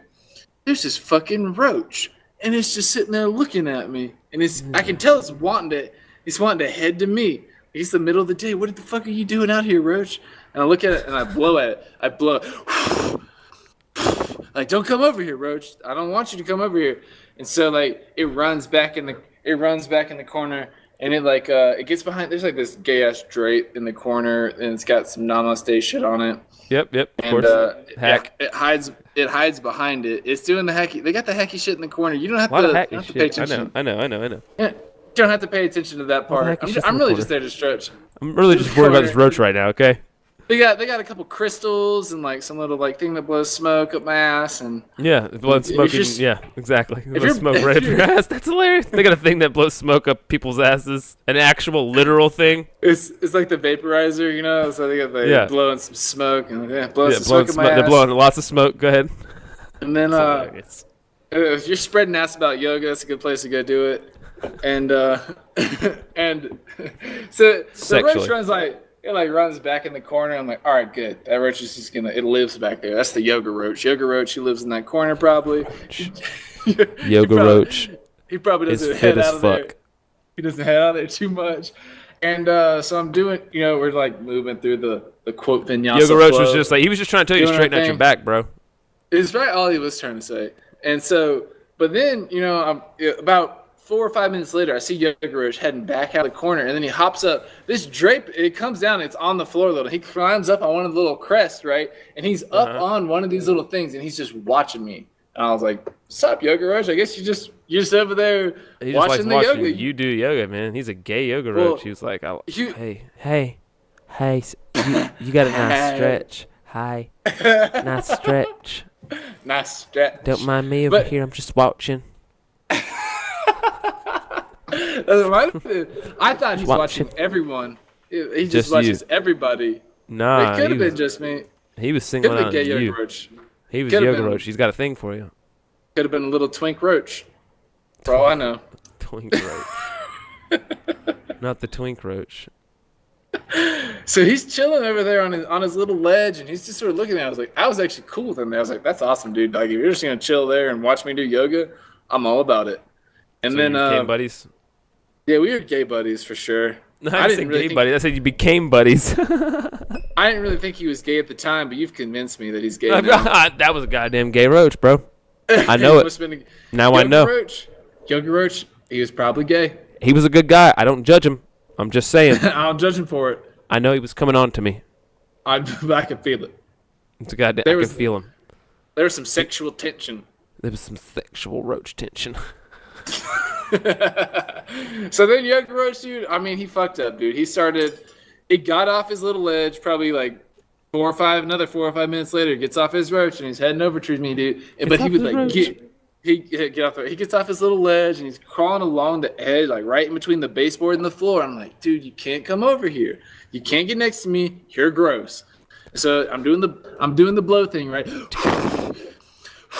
And every time I blow on him, he'd freeze for about by me like 60 seconds, and then he'd start heading my way again, dude. He'd be heading my way. I was like, all right, dude, I can't do it. I did it about 2 or 3 times, and he got like from the front of my mat, he got like a foot back. I was like, I can't do this. I walked out. I disturbed the whole class, all their flow. Went out of the room, got my sandal, came back in the room, smacked a dumbass roach. Yogi Roach had to die. You took right life? there in class. I took life in yoga. Life in yoga Took life class. in yoga class. I don't even think anyone noticed though. No one said anything about it. I killed this roach and like all the guts are on the floor there. Left my sandal there. Went back to it. No one thanked me. No one said anything. I feel like if I wouldn't have been in the corner, it would have been some girl like screaming about a roach. But I just took care of business. Yogi Roach had to die. What if that roach had just been living there for a long time? They were just like, we don't even want to talk about it. They were all devastated that you just done that. They were like, we don't want to say that we're also friends with this roach. Then everybody would know. It was Yogi Roach, so it could have been true. Yeah, man. He seemed like he was a unique guy. He was watching me for a while. I was cool with him there. I was like, if you're just gonna sit there and watch me, I love it. He's like, I'm trying to be cool with you, man. Why? I thought we were cool. I thought we were bros. I got pissed. Do you want to go on for a little bit here, or do you want to? I just got to piss right now. That's happening. I'll go ahead and get the Windows update. Give a couple messages All right, from our sponsors. give a Windows update. I'll be right back. Message from our sponsors. So Windows update. Haven't checked in with you guys lately. I'm gonna curry up. Every week I talk about the birds outside this window here that I'm sitting in, and the bird. It's moved closer. It's kind of strange. It's kind of just the shell of a bird now. It's just the feathers. But if you look a little farther back, it seems like there's 2 or 3 more birds back there. So it seems like the dead bird population outside my window is increasing. And that's the Windows update for this week. Message from our sponsors. We're sponsored by Base Drifters Podcast. Base Drifters Podcast, we just got a brand new website update thanks to Christian. He took the time this week to update the site. It's much better. You should go check it out. We got some forums on there, start some topics. Maybe we start some topics based on this podcast. Get something started on there. We also got a couple music mashups, a whole music mashup section on all the classics from Base Grifters. And then, of course, Serious Bullshit. We got a new logo this week. It just says just our name, Serious Bullshit Podcast, and then a couple things down below. It's got like just got some things, and it's got we've on episode 5 here. It's got four episodes below it.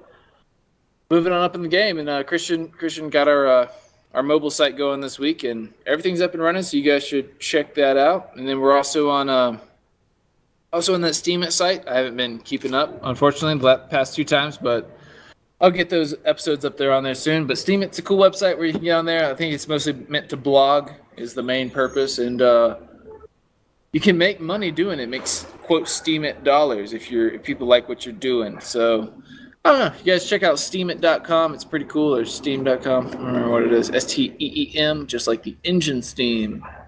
You can talk about the rig real quick because people on that website like to hear it. This week, I updated my rig. I got a new motherboard, a new operating system. It's this thing called Ethos. Ethos is the operating system. It's a Linux-based operating system, and it runs my 6 GPU mining rigs, which I'm making money on right now, on Ether and that sort of thing. So that's a cool mining rig, and it's been stable ever since I put it up. And Christian's back now.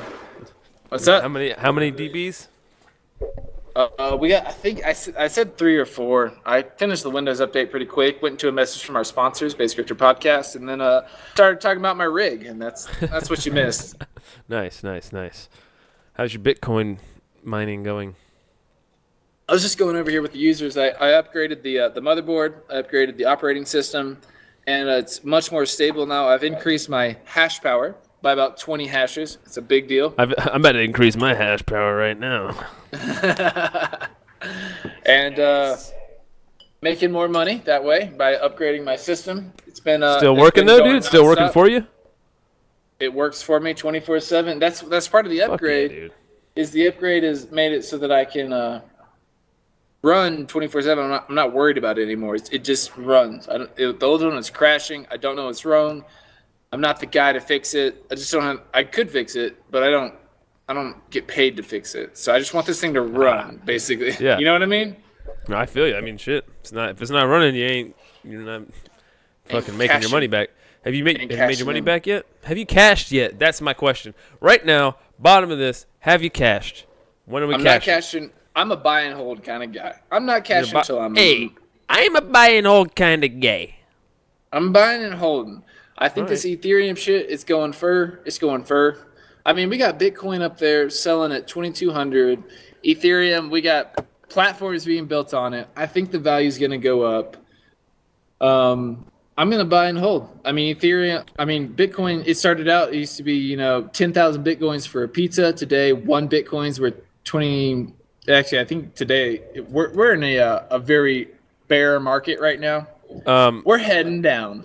Actually, I only understand things in terms of pizzas. How many pizzas are we at now? I can only conceptualize things in terms of pizzas, in terms of amount of pizzas present. It used to be 10,000 the first Bitcoin purchase ever made was 10,000 Bitcoins for 1 pizza. Yeah. This is the math part. This is the serious part, dude. Seriously. Come on, don't fuck this up. Go ahead. So that was the first one ever done.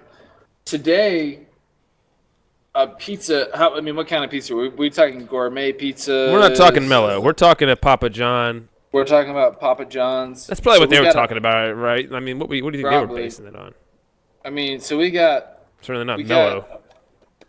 We got, how much is the, we're talking about like a medium. How much is a medium pizza today? Talking about like an $8.99 pizza. We'll go with that. Sounds about right. No? $8.99? Okay.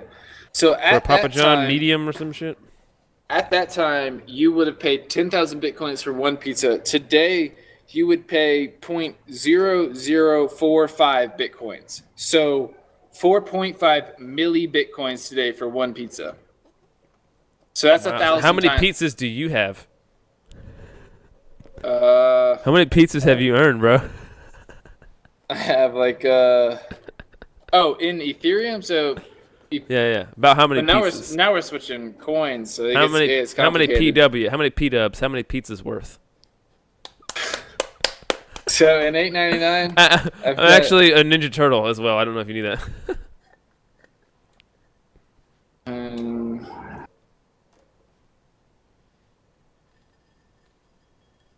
So I've got 70 pizzas. Damn, you got 70 pizzas right now, bro? 70 pizzas. What, dude? 70 pizzas? 70. Oh shit, that's hilarious. That was fun for me because I just because I didn't understand any of that, I had to have some fun with it. Sorry. Fun. I'm shoveling out some Keef here, dude. Hey, Keef. Okay, I gotta go grab a cold one, but I got this question coming up, and this question is, hang out what is this one is I'm going to grab a beer from the fridge, so it won't take that long. To answer it, do you want me to answer it to you, or do you want to answer it to the people? Well, why don't you just, throw this out there? You can just answer to the people. I'll Talk spread about ass whatever you about want it. with the people. I'll sexually spread ass about it a little bit. Yeah, you can non-sexually spread ass about it. But the question is not perfect, so you could maybe change this one other thing, but not the second one. It's what's changed our lives more. And this is all. Before I ask this question, let me say there was this lady on Google who invented these two things. I think from potatoes, nothing like that. And Sorry, the way you just said that. I think from potatoes. potatoes. I think she made a light bulb one time out of potatoes. I think she made a current. You probably need to make a music mashup just from serious bullshit now. But Don't you goddamn put that on me, brother. Don't you put me You're too on much that shit. cross. don't even put that up, boy. Boy, What? don't you even bring that up. Come here, boy. Come here, boy. So this lady, she made both flour and like potato alcohol. She's like Swedish of some sort. Don't remember her name. You can look her up. Maybe you saw her on the day that Google made it the main headline. They got way too many headlines. Who reads those things anyways? Yeah, But my now it's question- not important anymore. They'll have one for every fucking random guy that I don't know, and I'm like, this guy's not. I don't care about this guy. Come on, you know I didn't care about that guy. Get And outta this here. is one of those ladies. In Okay. this case, not a guy. It's a lady. But I Yeah, clicked on whatever. it to be like, what is going on here? The picture intrigued me. I clicked on it, and she made like flour and alcohol. And so based on that, I was wondering, what has changed more lives, flour or alcohol? Because she made them both. Grabbing a cold one. Be right back. Flour or alcohol? What has changed more lives? She couldn't have made alcohol for one. I don't know if he meant. Or how did one person make both flour and alcohol? Get the fuck out of here! How would they know that person? I feel like alcohol was made like on accident. Well, I feel like people have been doing that forever. And flour. I mean, I guess that was kind of recent because somebody had to be growing that shit. It's definitely past nomadic times, but I feel like I didn't understand this question correctly, and I'm making an asshole out of myself right now, which could be the case, which would be funny, which I would be okay with because I like things that are generally funny. But I would say alcohol probably affected more people because for a long time there wasn't water, like clean water and shit. I mean, there was shit water, there wasn't clean water, but yeah, so people had to like drink alcohol basically to have something to drink. So I feel like that's pretty important. But then again, bread fed a lot of poor people. But everybody had to drink alcohol. Let's see. All right, I'm back. I've been spreading ass about it with myself. All right, I feel like what I came to the conclusion was I don't know if I understood that question correctly, and I feel like I was making an ass out of myself. So Let's just like let's say is it whatever the life same is. person invented? What did you say? What was the was like thing you said before that? Like I said, I think it was from potatoes.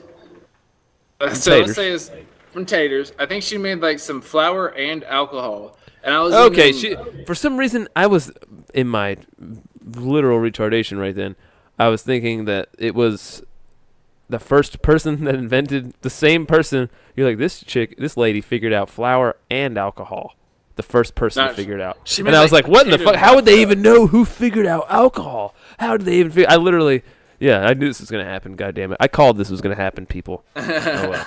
She made potato vodka. And I think got she you now. also made like potato flour or something like that. But I was wondering which one you thought changed more lives. Well, I was thinking, alcohol is pretty important, especially back in the times that when there was no clean drinking water, so people had to drink alcohol to not die, and so that's like something that everybody had to live, basically, like even rich people. And then bread would only be important for the poor because that's what they really used to feed the masses at the times. And so, rich people could probably do without that. So the most impactful, I feel like, would be alcohol due to that, everybody needing it. But could the rich people live without the poor people? No, because they need them to do all the work. So if they didn't have the bread to feed the poor people, Then they'd what? have to grow their own food and take care of their own shit and do all that stuff that all these peasants do, right? In that system, that's what I'm thinking. Like that, definitely like any type of like royalty system where people are ruling or there's slaves or anything. They have slaves because they don't want to be doing that shit. I don't want to be picking all that cotton, or I don't want to be fucking digging that fucking, what do you call it, moat? You know what I mean? Yeah. So it's like, yeah, let's get all these poor people to do it, and then we'll just give them bread. Fucking, that's just kind of how that worked. So yeah, they do need the poor people. That's part of the thing. So do you think So that my answer is alcohol.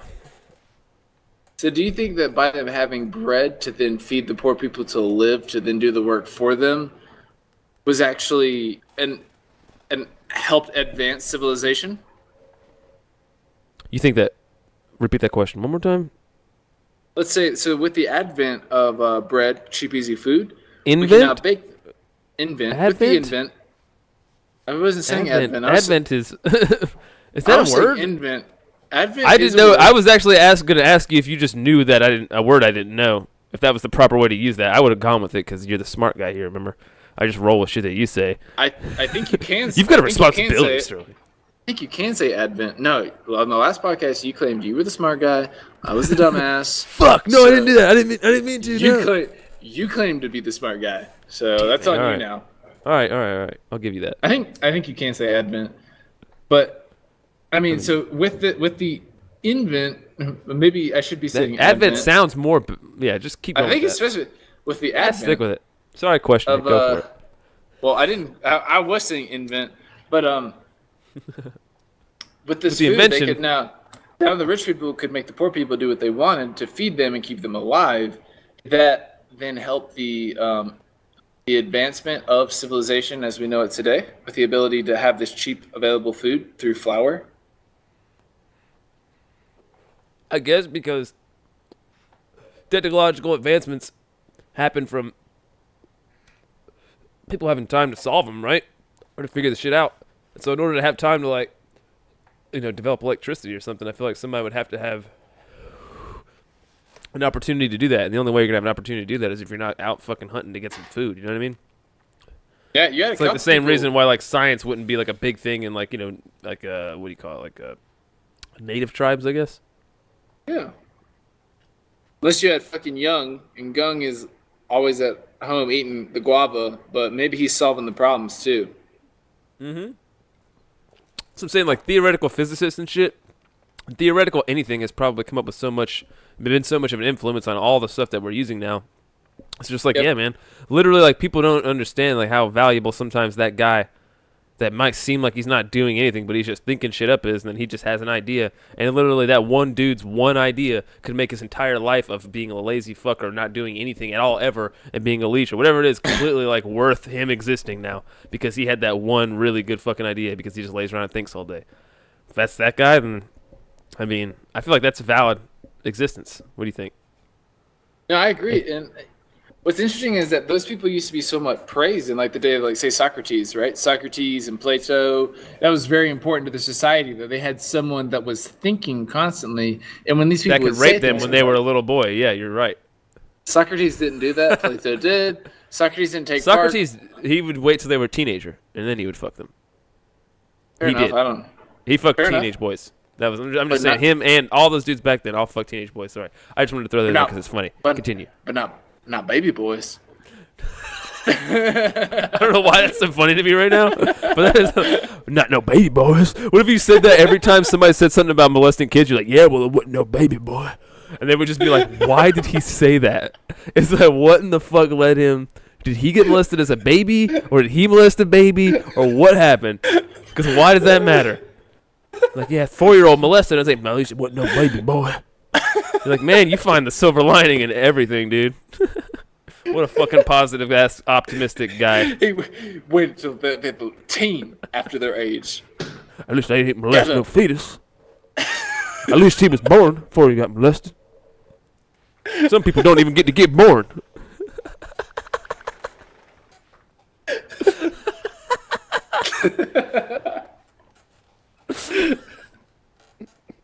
That's the guy. That's the redneck who's just. That's the super positive redneck dude. He's the silver lining guy. Hey brother. At least you ain't get aborted as a fetus. Could have been worse. Could have gotten molested as a fetus. But my point was just that people don't look to philosophers and that point. sort of thing today for like guidance or just sort of insight into the things that they are thinking about. That's not important to people today. No, it is. You know what it is though. bro, that's comedy. For sure. Okay. That's definitely what that is. I mean, that's changed my life, and literally, like, in ways that people would describe how, like, Aristotle changed their life, and as some student, like, George Carlin has affected my life in such ways where it's like he has helped me sculpt my view of the world, which is my philosophical viewpoints, basically, are so influenced by him. It's like everything that I believe in the world has been influenced by comedians more than everybody else. And especially when it comes to, like, an issue of some sort or some problem, or they usually have the most interesting or the most thoughtful takes on it because they're the people that are sitting around thinking about shit. All you're thinking about is what's the bit, what can I talk about, right? But you're trying to make it funny, so it all hinges around making something funny. But it does all hinge around making something funny. But I'm saying, like, that's the way people are taking their philosophy nowadays. They're taking it with a little sugar. You know what I'm saying? Does that make sense? It makes sense. Instead of just drinking straight coffee, they're putting a little sugar in their coffee, and that makes it easier to take. Because sometimes the shit that might be philosophically true is fucking sad and sucks to hear in real life. So unless you make it funny, it's like nobody wants to hear how much we don't care about homeless people. You know what I mean? But it's like if I can do the zoo, I did that joke and it killed, bro. I was like, wow, that was hilarious how fucking well that did. And I was like, yeah, it was just like, yeah, like I even said something about you get little pellets of like little cracked up pills and bits of meth and shit like that. You can give it to you. I said all that, dude. I even said the Destin thing. I even put Destin's little tag in there. I did it my own way, but it went really well. I was surprised at how well it did. I got off stage that day like a gorilla, dude. I was like, ugh. Like I was fucking testosteroned up when I got off. I felt it running through, coursing through my veins. I could feel testosterone, which is not often. I don't know. Because you killed. There's a moment when you feel testosterone. No, it wasn't just like I killed. I've done well before, but that was like I said spreading ass 3 or 4 times in my set without them noticing. I kept saying, I was spreading ass about mass shootings recently, and I did the whole mass shooting thing where I crowd surf out mass shooting. I was doing all new shit. That's what it was. It was because I went out and I pulled off doing almost all new shit, and it went really well, and that's why I was so beefed up after it. Oh, yeah. And it was the first time that I done stand-up with Justin wasn't there, and it was just me out there by myself. And I was just like, it was like I needed to know that I could fucking do all this shit on my own, and just, I don't know, man, it was a moment for me. But yeah, it was pretty tight. I got up and started off talking about looking like Jesus or whatever in this kid. I was like, yeah, some kid said I looked like Jesus in a grocery store. I was like, man, what if I just went in like a full-on Joe Pesci impression on his ass, dude? And it was just like, yeah, you think I look like fucking Jesus, huh? Fucking Jesus? To you? Huh? Because of beard? And like I get the mic and I start slapping the mic and shit. I'm acting like I'm just slapping this kid around, dude. If you just really commit to it, people are like dying. Like, holy shit, dude, he just lost his mind. Like, what if some guy that did this kid was like not in a mean way saying it at all? He was just being like, Jesus. And just be like, yeah, fucking Jesus, kid? Huh? Jesus? Huh? And he just starts slapping his kids like, why is Jesus beating my ass? I don't know. That to me is hilarious. But yeah, dude, that one, the homeless problem is, yeah, it's not something that people want to hear unless it's palatted in a way that's funny to hear. You know what I mean? And if you're just like, oh, yeah, it is like the zoos, that's kind of funny how that's like that. And then they go in the car and they're like, yeah, you know what, honey? It is kind of weird that, like, we do zoos, like, for animals like that, but, like, and we generate money for them, but then there's, like, all these people that don't have homes that could really use a lot of money. What if we do put them in there or something? And then literally, like, you had this thought of, like, man, are people like animals? And then it can just lead to all these other ideas, and it's just one stupid comedy bit. You know what I mean? But nobody's going to go sit down and listen to somebody talk philosophy in a fucking room, dude. People are just too much shit going on. Well, I don't think that Jordan Peterson is necessarily doing philosophy, but I think that in a way he's spreading ass about some ideas. He's spreading ass about plenty of ideas, yeah. He's also raking in on those ideas right now, man. He's making a lot of money. Point. That's awesome. His point, though. I know it's not his point. I know it's not his point, but god damn, it's just something like that's good. Like I said, I'm not shitting on him. There's nothing bad. I'm just taking note of like, god damn, that motherfucker just made some points, and then now he's making a lot of money, and I wonder how that's going to end up turning out. Like, I wonder if he can keep his virtue or integrity. You know what I'm saying? I'm betting he can. That guy. I'm not saying. Legit. Hey, seems legit. I'm just saying. I'm wondering if over time. I don't want to place a bet on it. I mean, I'll place a bet. I'll place a Bitcoin bet. I'm placing a Bitcoin bet that he does it. That he says that dude is. That he's legit. You think he's all the way legit? I think committed? That. How old is this guy? How old is he? Like 40, 50, 60? Yeah.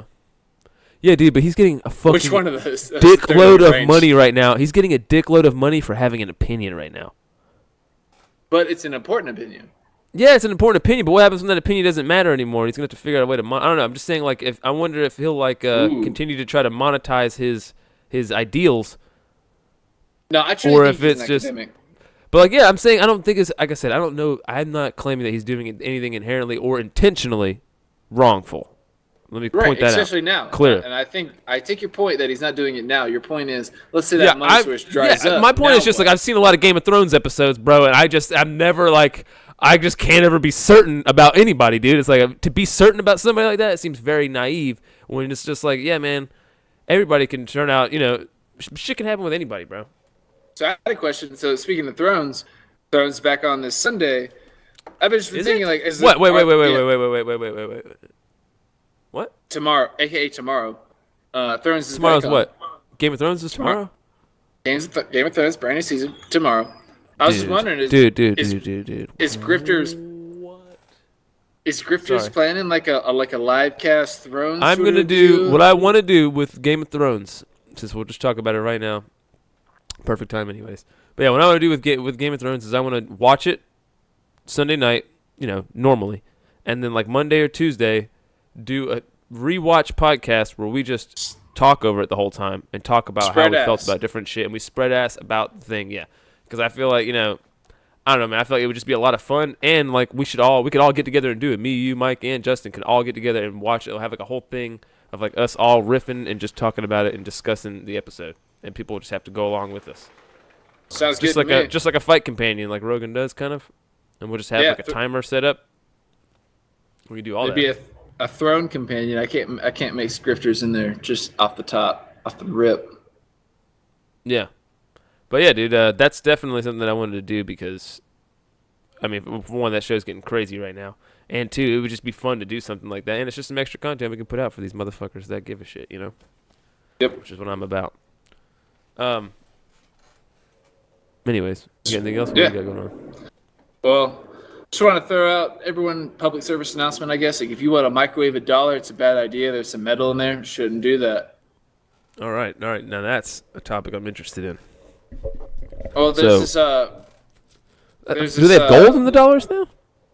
Not gold. No, that'd be awesome. That's why Bitcoin's valuable, right? It's because it's a finite resource, and we're not. Whoa, dude! All right, wait. All right, a little bit tipsy now. I'm getting a little drunk. We're both drinking beers here right now. We're both spreading ass, dude. Did you hear the recent Radiolab podcast? Nope. I don't listen to that. All about Bitcoin. It's about the dude who invented Zcash. Zcash is cool. You can't trace it. That's what's Zcash. Cool about This Zcash. dude, you don't understand this guy that invented it, bro. I don't understand it, but I own it.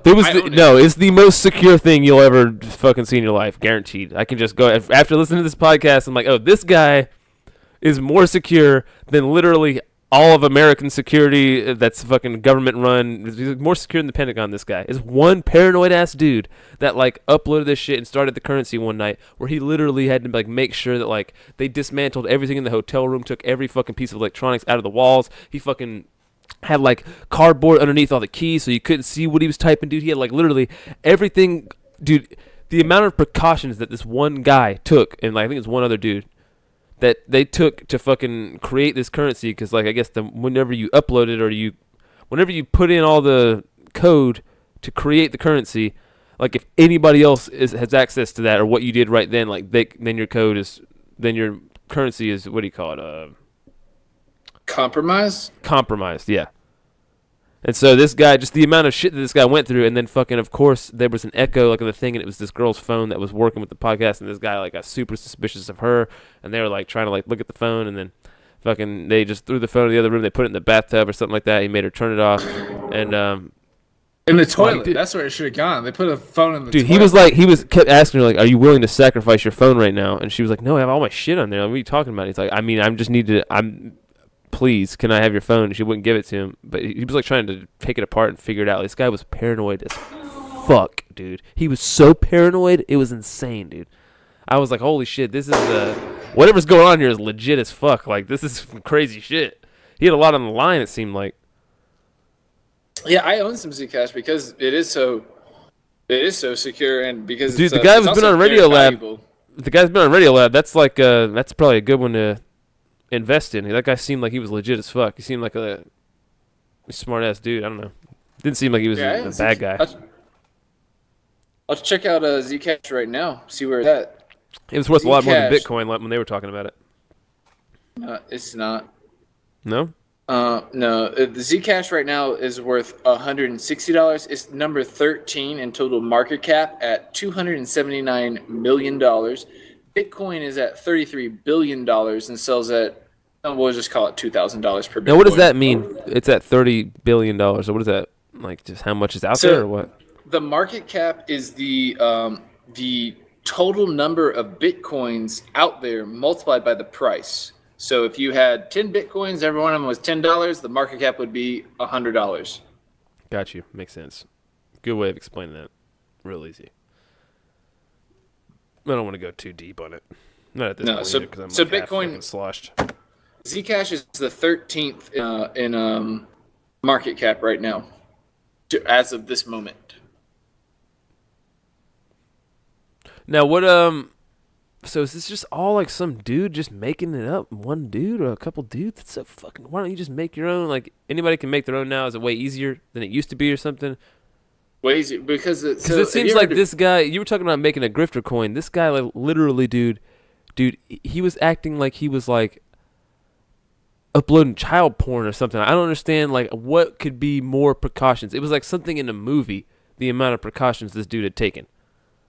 Of like the weird shit that he was going through, of just like fucking like just to ensure that nobody had access to this shit. It seems like now if you can't just go make one on the internet. If somebody else, if it's even remotely, it depends though, right? So like Zcash, it's a super secure coin. It's a great way to wash your money if you were trying to wash it. Like Bitcoin isn't because you can follow it, but you put it in a Zcash, wash it, move it to some other address. I think you can sort of wash it in that manner because no one can see what's going on. So Zcash is number 13 overall of thousands upon probably millions of alternate coins. So with this guy's trying to like change the world. If we were going to make grifter coin, have you ever heard of GitHub? GitHub? GitHub? I've heard of it. I'm not familiar with what it is though. So GitHub for everyone that's out there is a repository for codes. And I believe, I've never actually looked it up, that you can just find, say, Bitcoin repository, and you can just find the code that Bitcoin runs right there on GitHub. And so the same thing could be, you could just make a fork. You just say, whatever GitHub's doing right here, you fork the code, so you just take it on, and now it's Grifter Coin. And you just have an ICO, and if anyone buys a Grifter coin, this is what they have. Like, you don't actually have to write any code. You can just script up, but you're not trying to change the world. You're just trying to make shitcoin. Gotcha. So this guy is like trying to make it super legit for everybody safely to use. Yep, he's adding all his own code, all sorts of different new stuff. Yeah, he was talking about how like 2 weeks after he fucking even did it, he was like already going back to like, he's like, I have to do all this shit over again. Every time that he uploads this shit, dude, he has to like go to a hotel room and take apart every fucking piece of electronics in the fucking hotel room, dude. And like, why a hotel? That doesn't make. Why not a fucking mountain? Like what? I don't know what the point is, dude. I guess because there's more people in a hotel, so you're like in a more anonymous Wi-Fi connection than if you were at a particular spot, like in a cabin or something. You know what I mean? Okay. Like it'd be harder to pinpoint the room that this guy was in. There's like a whole shitload of people on this Wi-Fi as opposed to one people or two people in a mountain somewhere. So if somebody knew where he was going, they would be able to fucking get it easier than if they knew he was going to the hotel. Then they'd still have to find the room. Was his point, I think. Dude, you got to listen to it. It's crazy the amount of like effort this guy goes through, and the fact that he has to like do this every time. Like this guy has got to be one of the most neurotic motherfuckers on the planet, dude. He's like super paranoid guy, dude. Like don't ever give this guy weed. He will fucking lose his mind. He'll freak out. He'll probably just start shooting himself in the head immediately. Like I can't handle it. Fuck all this shit. They're coming to get me. Especially edibles. Yeah, you give him some edibles, that guy's really he's gonna fucking be running down the street. Yeah, he's not gonna have a good time, dude, for sure. Have you eaten edibles since that one time we ate those in Colorado? That was the last time, yeah. That was the last time. That was the last time, dude? Do you think it's going to be the last time? Do you have any interest in going back again? No, I mean, I totally would. It wasn't the last time because of that. It was just happened to be the last time because of where I was in life. Yeah. I mean, if you guys would fucking come on a bike trip with me, I've been trying to get you guys to come on a bike trip with me. Who knows? Hey man, Mike's got a kid, dude. What do you want to do? What do you want to do? He's got fucking like, he's got to respond. The guy's got literal responsibilities now. It's like my excuse is just like being broke and fucking trying to do comedy and stupid shit. But like Mike's got a legitimate excuse. But you know, who knows? Maybe one day we can fucking still make it happen. But I don't know. I think that broke ass knees is a better excuse than a kid. Broke ass knees is fucking. I mean, whatever. I would still go. Dude, my I'd still do knees are some broke. hiking. I mean, I don't know. I feel like if I was riding bike on some flat shit, like a canal trail, like I could do that fine. But just mountain bike trails, man, I think about it all the time. I look at my mountain bike sometimes, and I'm like, man, I used to shred, but fucking that's like literally. This if going to work hurts, like man, that's not. Come on, dude, Christian, what are you? You stupid? ride to work on your bike sometimes? No, just being you're at saying work. 'Cause I standing stand up. standing up. Yeah, Yeah. just standing up and walking around and doing shit, lifting shit. Still do a lot of lift. That's the one thing I do appreciate about my job. Is at least it forces me to do lifting, because usually I don't lift weights ever, unless I'm swinging the mace around. But that's not really lifting weights. It's only 10 pounds. All right, better. Lifting That up all boxes around, and like you're shit's talking where about. it's at. Yeah, I don't know. I mean, well, one thing I learned in yoga is just like lifting your body weight in some weird angles. Like that's the way to build some strength. You build Yeah, some just weird using strength. leverage and shit. It's like Use some balance. all right, twist this way and put your arm in the air, and then all of a sudden, oh shit! Yeah. Actually, No, it's the worst definitely part just is holding- balance, right? You just like throw all your weight and you shift that It's weight just a balance. little bit in another direction. You teeter over there, and then all of a sudden, all your muscles have to work fucking three Balance, times as yep. hard. Yeah. Balance and strength. Like when you got to do like standing splits, I fucking. Do you ever Get think that back shit. to those days when we used to hit that creek, dude, and just run that motherfucker straight up on rocks and shit like savages, dude? You and Stuart did that more than me. I think I did it like once. Like you guys were just into doing that, and you guys would tell me about it. But We were I don't think I insane ever- about that. We were insane at that, dude. I think I hit my foot in one fucking time the whole time we ever did that. I mean, we were shredding that thing like some badasses, bro.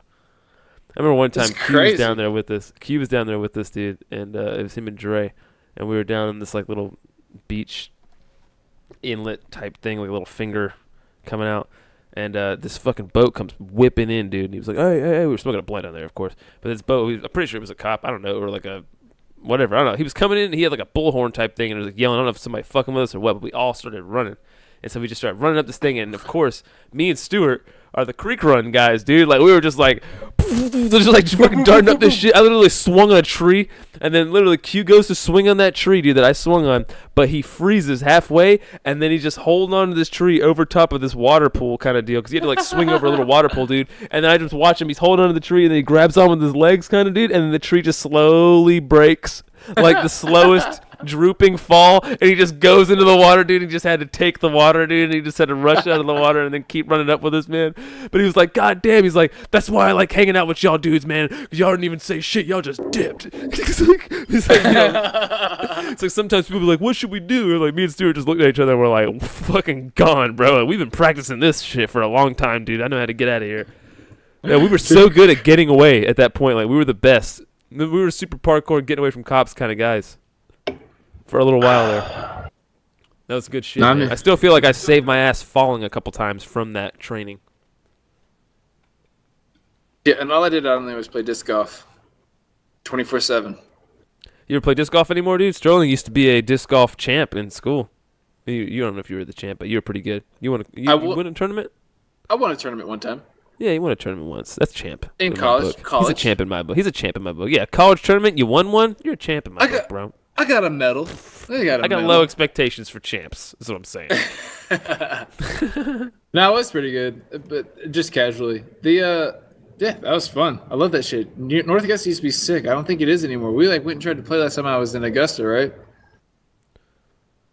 North Augusta. Dude, there's like a giant, like, fucking Walking Dead style, like, wall, water tank kind of thing. It looks really creepy. They just, like, fucking squenched that whole course, dude.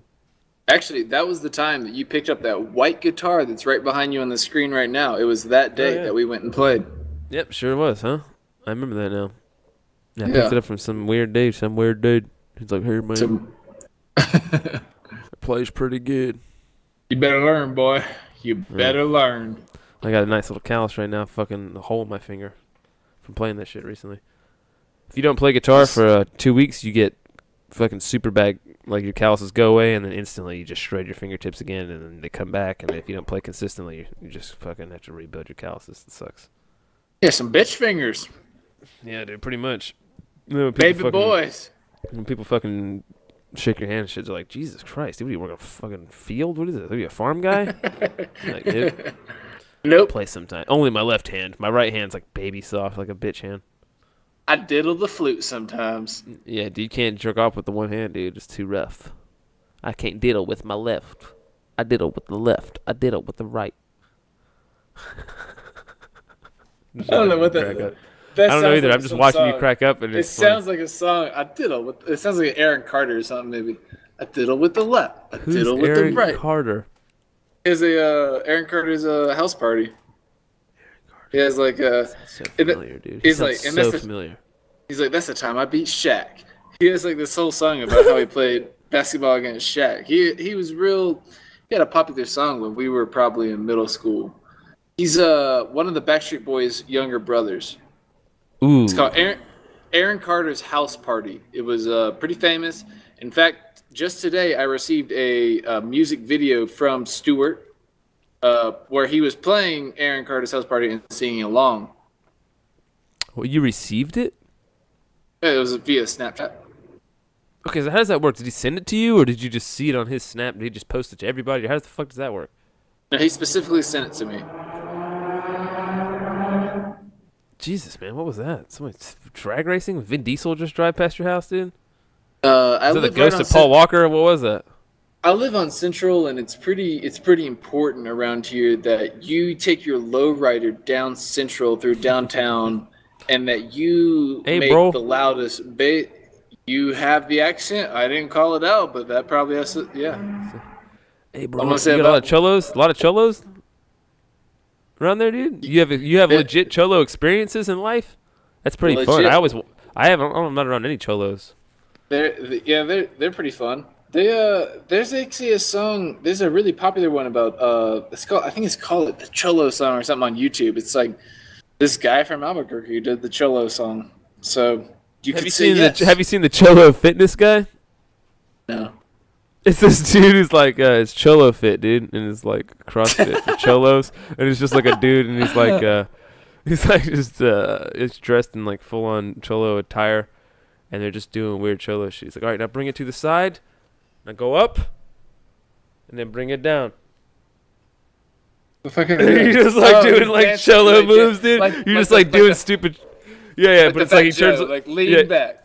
Yeah, kind of, I guess. Yeah, but it's just like he has all these different cholo moves that are just like you're doing that, but it's a workout in some way. That's funny. Yeah, some dude just started making YouTube videos, some guy, and he fucking blew up with it. Here's something about Chicano culture in at least What's on the Chicano West. culture? Chicano. What does that mean, dude? That just sounded racist when you said it. What does that mean, Chicano?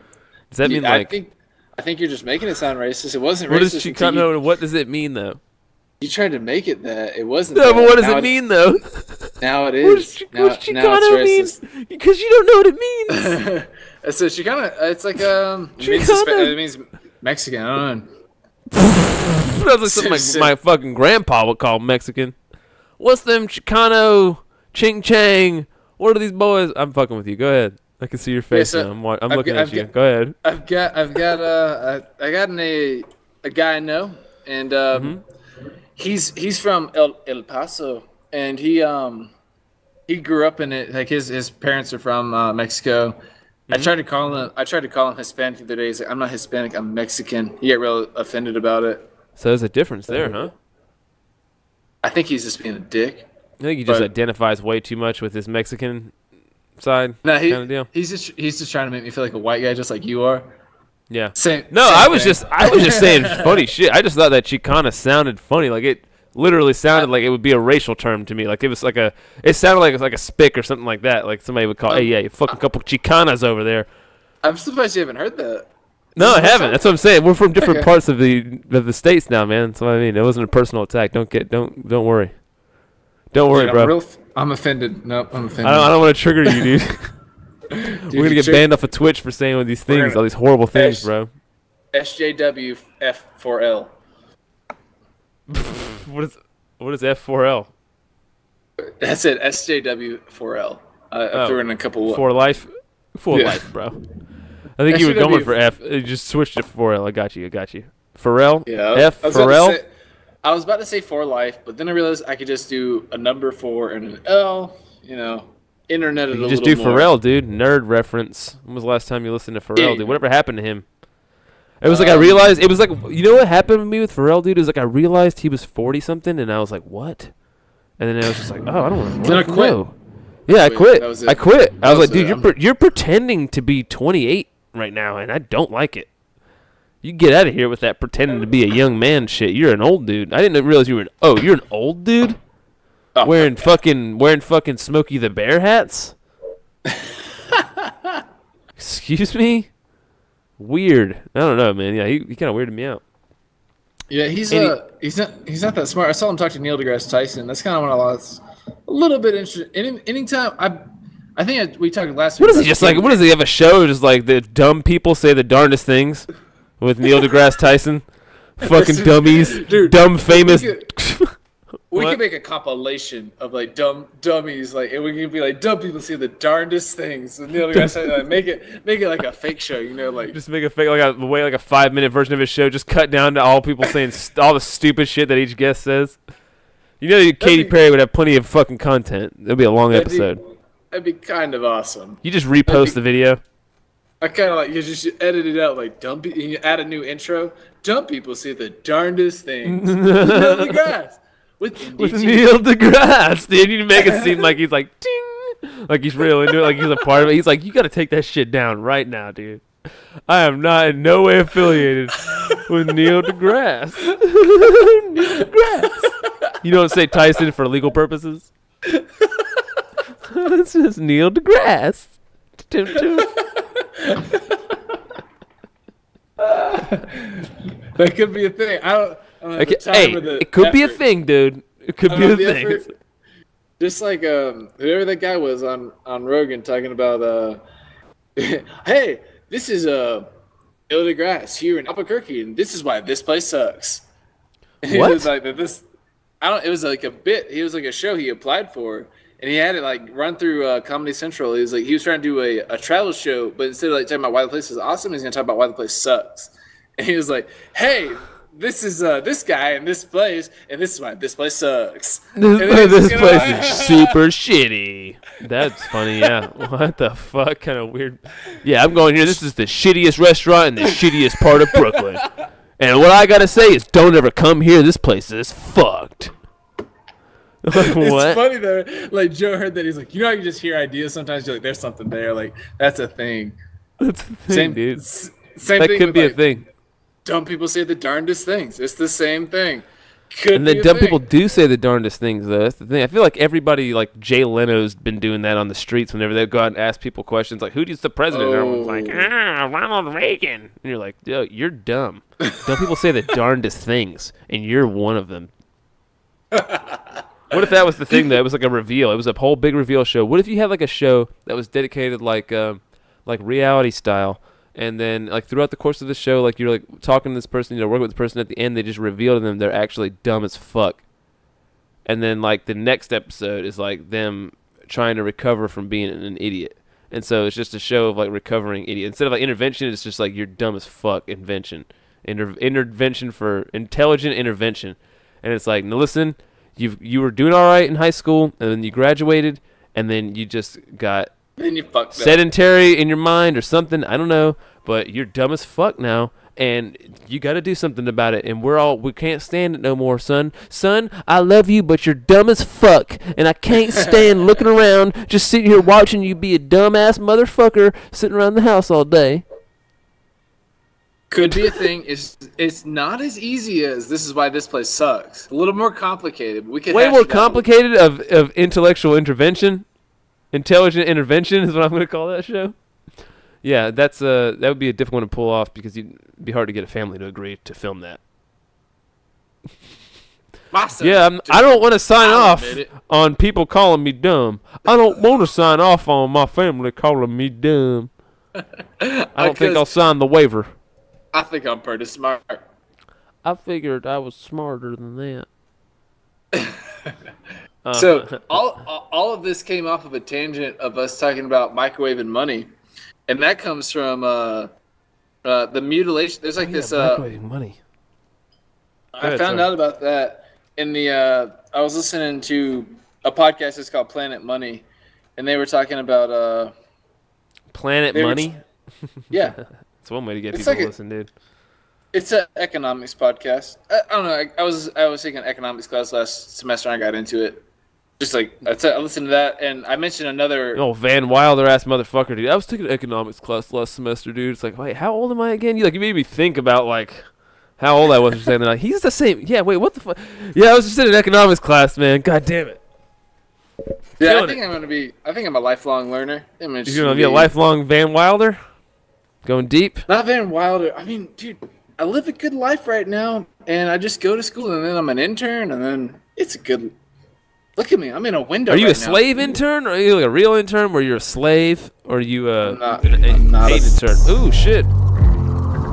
Hell yeah, I sure do appreciate that. Hell yeah. Sure. The fucking sound I haven't heard in a long time. Dude, the donate sound, whenever, last time it happens, dude, it just scares the shit out of you, dude. It's like, oh, yeah, yeah. I wasn't sure what was going on there. Yeah, that's the follow, man. We got a follower. That's what's up. We appreciate it, guys. Hell yeah. Yeah. But anyways, what are we talking about? Sorry. I'm a little half drunk right now. Van Wilder school. Yeah, man. Van Wilder is not cool. I mean, he was pretty cool. It was pretty cool. I mean, Ryan Reynolds is pretty cool, I guess, as Van Wilder. But Burt Kreischer as Van Wilder, do you think it still would have provided the same cool value to that movie if Burt Kreischer was Van Wilder instead of Ryan Reynolds? Here's the thing. That movie is about Burt Kreischer. I don't know who Burt Kreischer is. I don't know who that guy is. You know who Burt Kreischer is, dude. He's the guy who did all the Travel Channel shows. He's a comedian. He always has his shirt off. Is it a C or a K? BERTKREICHER. If I spelled that right. Probably didn't. No, I think I'm dude, I've missing an never S. seen. I see this guy on Google Images. No idea who He's a this guy stand-up is. He's got- comedian, and he's literally he's- what that whole fucking movie was written about, dude. Or the whole movie's based on him. They had to pay him for his likeness. Really? He Mm-hmm. he just went to school forever, just like Van, and then finally cashed in and got a degree. No, he got a Travel Channel job, I think. I don't know if he ever got a degree. I just know he was in school for a super long time. Oh, that's how the movie ended. He got a degree because his rich daddy came in and said, "You got to do it," and then he got the woman of his dreams. It was awesome. It's just so Yeah, so it wasn't great. exactly like the movie with the whole that part, but yeah, he was just in school for a super long ass time and was like responsible for like a bunch of crazy parties or something. And they wrote an article about him and all this shit. Like That's literally awesome. all that happened. Yeah, but he's alright comedian. Man, you should check him out. He's a nice guy. Everybody loves Burt Kreischer. He does He's a all his nice shows. guy. He does all his sets with his shirt off. He's kind of a bro comedian though. Oh, that sounds awful. I did watch the TJ Miller recently, where he just like throws water on himself the whole time. Have you seen that? Yeah. No, I haven't seen it. I heard it. Somebody told me about that joke. I think it was Justin telling me about that joke. Somebody was telling me about that joke because I have a. No, I did. Oh yeah, I have a the similar water kind joke. of bit joke. Yeah, about it. But yeah, nothing I've like seen that. it now, so I can tell you whether or not. After seeing it, I don't think whatever you were on to was similar at all. Yeah, I don't think so either. And I kind of switched mine up a little bit, and I'm just focusing more on the spraying. I'm focusing more on the 100% immaculate asshole with my bit because I Ooh, feel like different. that's the funniest part. Yeah, that's the funniest part of it is that 65% of people in the world have access to clean drinking water, but I have a 100% immaculate asshole. That's the joke. Yeah. So that pretty much works every time. And yeah, in the lead up kind of it seems like it could go in the direction that he might be going, which is like, yeah, people are using water all the time. But I think if people want to really want to be green, like water is a finite resource just like trees are, and trees also need water.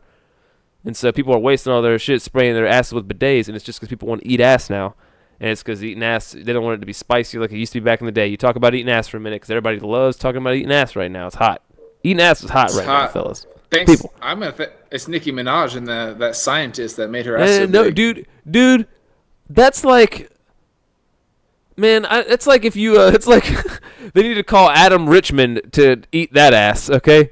And if you didn't get that bit, you just died laughing Because Adam Richman is the guy from Man vs. Food. I don't know if you knew that. But you no, literally no, need you an must- Adam you must Zimmerman. be. You would need a guy who eats a ton of food to eat that ass. That's too big of an ass. That's a big plate, bro. I can't handle all of that. Well, that's all she talks about in her rap is having Nuh-uh.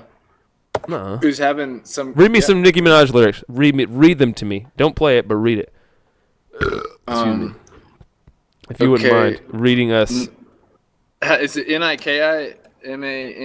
I don't No, it's know, Ni. dude. It's okay. It's Nicki Minaj, and then Just type in biggest ass possible. Biggest ass actually not humanly possible. Biggest ass scientifically possible. Type that in. Don't type humanly possible. That doesn't work.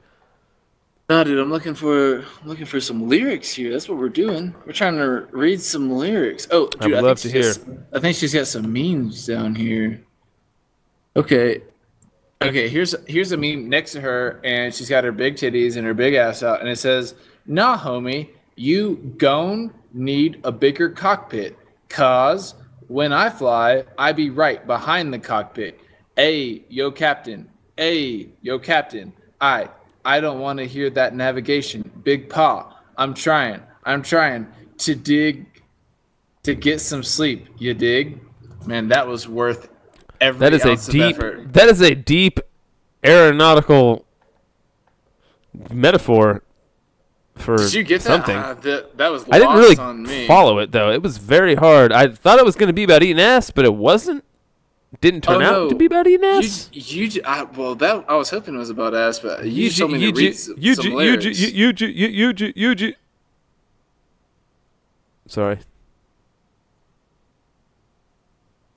Yeah, I got, just going to the images, you can see that she's got some big tits. Ooh, Fantastic. We love that. Ooh. Everybody loves that. big tits. That's always a plus. Everyone loves big tits. titties. Big old titties. Hey, she got some big old titties. Hey, brother, she got some big old titties. Everybody loves that. Everybody loves it. Okay. I'm not gonna be able to find it on the. God damn, she's got some big old titties. That's more like a geez. Really? That just stopped you in your tracks there, brother. That must be legit. Them Gotta get off titties. these Brother, them images titties. here. No, brother, them titties. What's the song she does? It goes boop. You probably don't know. I don't know. The song that she does. Boop, boop, boop, boop, boop, boop, boop, boop. And in it, she's like big titties, big ass too. Nuh. Yes, she says that. And then she's talking about herself, though, right? Read Read the lyrics to that one, dude. There's some big titties, big ass titties, ass. She's got an ass. You spread the ass. You eat it. Yum, yum. Take a spoon. Skeet it. Sorry. That didn't even make sense.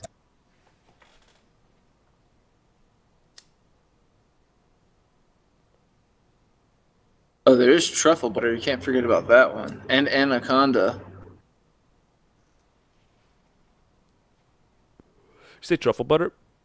Truffle butter on the pussy.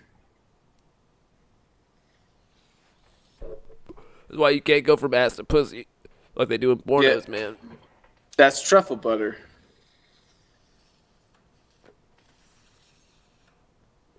Truffle butter is definitely dookie residue, right? Yep. I mean, that's just a given. I didn't know that when I heard the song, so you're a little more on it than I am. You can't go butt to puss, guys. All right, y'all can't. Y'all women are gonna get yeast infections. Y'all can get some type of infection. You can't be sticking dookie in your puss. It's called Only. I figured it out. He figured it out real quick. I'm not gonna ask how. Okay, and then boom. So full music, full squanched it, and then Squanched it. I squanched it.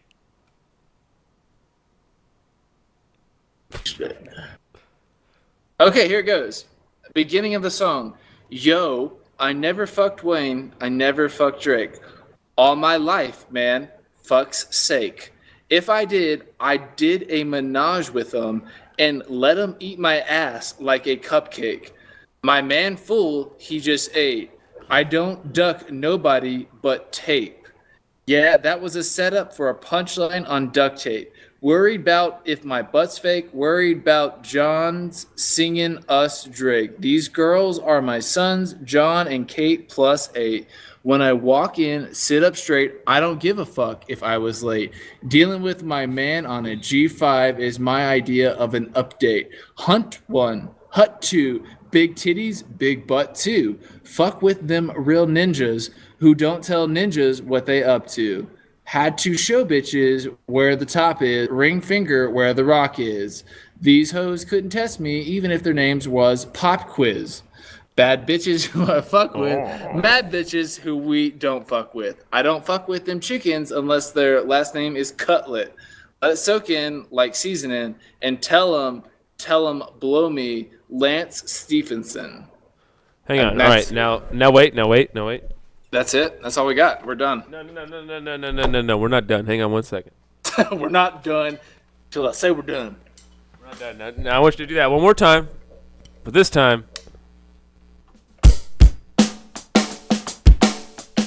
Yo, I never fucked Wayne. I never fucked Drake. All my life, man, fuck's sake. If I did a menage with him and let him eat my ass like a cupcake. My man fool, he just ate. I don't duck nobody but tape. Yeah, that was set up for a punchline on duct tape. Worry about if my butt's fake. Worry about John singing us Drake. These girls are my sons, John and Kate, plus 8. When I walk in, sit up straight. I don't give a fuck if I was late. Dealing with a man on a G5 is my idea of an update. Hut 1, hut 2, big titties, big butt 2.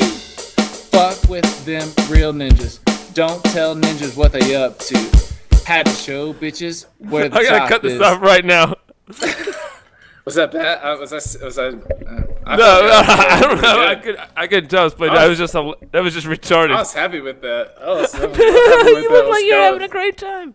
I forgot I was even being video recorded because I'm over here reading things. It's so funny. I was like, I'm gonna cut you off right there, bro.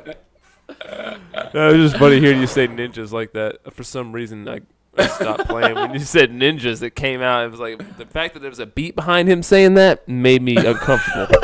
I don't know why. Well, for some reason, the beat. For some reason, I'm not allowed to say the real word. So I substitute.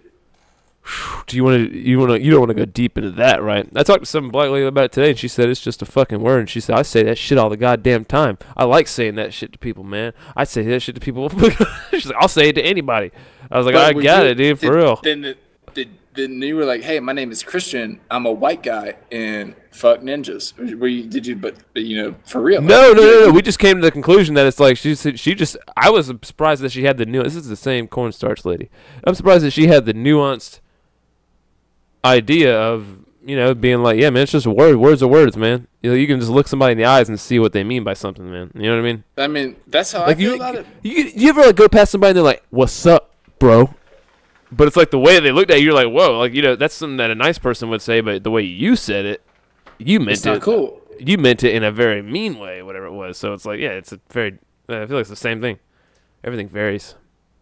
Yeah, I don't know. Well, I mean, I feel like I should be able to say it, but I'm just not. Well, that's it. When you put it like that, you can't say I feel like I should be able to say it because that makes it seem like, well, why do you want to say that word so bad? That's very weird. I don't feel like I want to say it because I know, but wording your argument that way sounds bad. That's what I'm saying. I mean, I feel like I guess I'm bitching out because I won't say it, but apparently I'm not supposed to. That's so funny. You're tiptoeing around it so bad right now.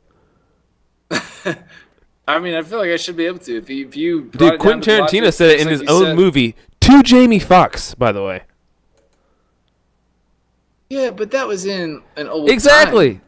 He put an era on it. If he didn't put it today. Yeah, I'm saying the Louis C.K. But literally, that's one of those philosophy things where I'm like, yeah, who's the modern day philosopher? Louis C.K. is the modern day philosopher on that, and it's just if you say the N word, you make me say nigger in my head.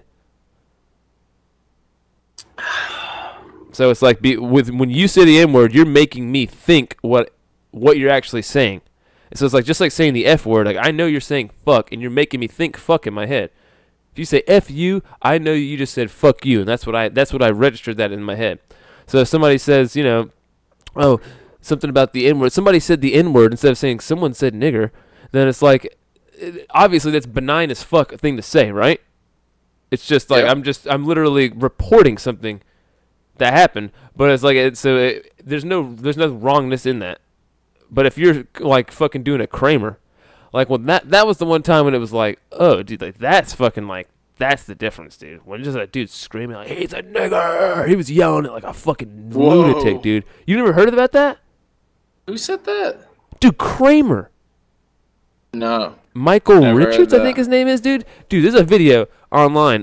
He fucking was in a crowd. He's trying to do stand up. Apparently, he was not that good at stand up, and he was getting heckled by some people.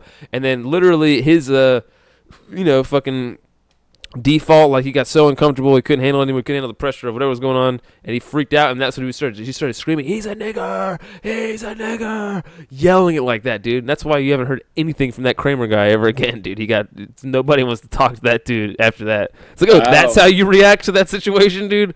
Like, Jesus Christ, bro, what the fuck? So yeah, literally that guy got, like, that's one of the times though when it's like when you hear him saying it, you're like, oh Jesus, dude, like that's when it's like, yeah, that dude deserves to get his ass beat for saying that word in that way. But it's like just like calling somebody a Jew or saying the word Jew is just you're describing a Jew. But if you say it in a certain way to a Jewish person in a certain way, then yeah, that could be considered offensive, and it's just fucking a matter of the circumstances right there. And I feel like people want to boil everything down to take all the nuance out of shit, so it's real simple to say this is right, this is wrong, this is the way it's either this or it's wrong. And then you eliminate any type of someone having a critical think about the situation that they're in any fucking way, and then you just have like bot thought basically, which is just thinking what everybody else is telling you what the right thing and wrong thing to do is. And I think that especially when I'm just repeating lyrics, I'm literally just basically quoting someone that you should absolutely be able to say it. Like, there's no reason. Like that person said it, I'm just quoting someone. I know it's funny. That's what I'm saying. It's only funny. And even black people would think that it's funny. I can't speak for all black people, obviously. But any black dudes that I know, if they saw you rapping a song and they heard you saying it like that, dude, like it would be funny. They would be laughing at you because it's like, man, they know that there's nothing bad about that. Like, you know what I mean? Like the way that you doing it is like you just like the song and you're just saying what this guy's saying in the song, and like they can see it for what it truly is. But some people can't see it for what it truly is. You know what I mean? Because a lot of those people might have good reason to not see it like that too, because they might have just been fucking every time they heard that word, dude, it was followed by a lynching or some fucking crazy shit that happened to them when they were, fucking teenagers in their life back in the day or whatever. But like, a lot of people now, I don't know, I feel like all that's changing, but it's just a word. It doesn't mean that it needs to be used. It just needs to not be demonized in all contexts, as far as like having to say the N word like there's children around. You know what I'm saying? Yeah, I mean, it's literally it's demeaning to everyone. It's demeaning to everybody. It's demeaning to black people in the room if you say that, and you guys are having a legitimate conversation about it. Everyone's involved in it, and you're just saying the N word because a black person's in the room. That just seems like, man, what are you treating them like a child? Like they can't hear that word because that word's like too. As long as you're not sitting there screaming like a negative shit, it's like if I was calling you a kike or a piece of shit or a fuck face or any of those things. You know what I mean? All those things would warrant an ass beating or would warrant some type of, retaliative behavior. But like, yeah, dude, I feel like it's belittling to everybody to replace things like F word or N word or any type of shiitake. My mom says shiitake mushrooms sometimes. It's like, dude, you're saying shit. Everyone knows you're saying shit. Just why? What the fuck are you? Why are you saying shiitake mushrooms? Like, are we all babies here? You're treating us like fucking kids. Yeah, I mean, more with respect to just the idea where with the using the word nigger. I think it's just not. I think you just wanted to say it. I think you just wanted to say it right then. I just decided I was gonna say it instead of baby footing around it. I just think you wanted to say it, bro. I'm gonna say the word ass is. Ass is. That's how the word. You haven't listened to that call yet. You cannot reference that call. It's the goddamn best call ever. Goddamn it. You gotta go back and hear that. Ass is, everybody. If y'all are listening to this right now, Bass Grifters, ass is. I'll upload it as a highlight. It's coming soon. It'll be out. And so Yeah, I just want to say the word ass is, and It's really fun, right? yeah. There's so many ways you can use it, dude. There's so many puns you can pull off of it. It's so stupid. We had her laughing her ass off at several times. She couldn't hold it together. We kept cracking her up, and at one point we were all just laughing. We were all laughing together. Right? We were just laughing how stupid we were saying. We were sounding ass is. And so, yeah, my point is, it's not really the place where I feel like putting my energy to change it. And my current understanding is that it's just easy and safe to just not say it, and you're not gonna get in any arguments that way. And so I just lean towards that because I don't really feel like changing. Well, the situation of whether or not I need to say that word rarely ever comes up. But the idea that if it eliminates, what it does is it removes that whole topic from discussion. And that is immediate, that's the immediate way to not have any progress in something, is to take it off the table for discussion. It's like, man, if we can't man to man look at each other and be like, man, how does this word make you feel? Like, why does it make you feel a certain way? Like, we can't even talk about it because you just can't even say it or whatever it is. If you're so shut down to any other, just to, like I said, even in a historical context, to have to say the N-word. Like I said, I'm not arguing for, I want to be able to call people nigger. That's not what anybody's arguing for. It's just saying I don't want anybody to have to say the F word or the N word or any of those things.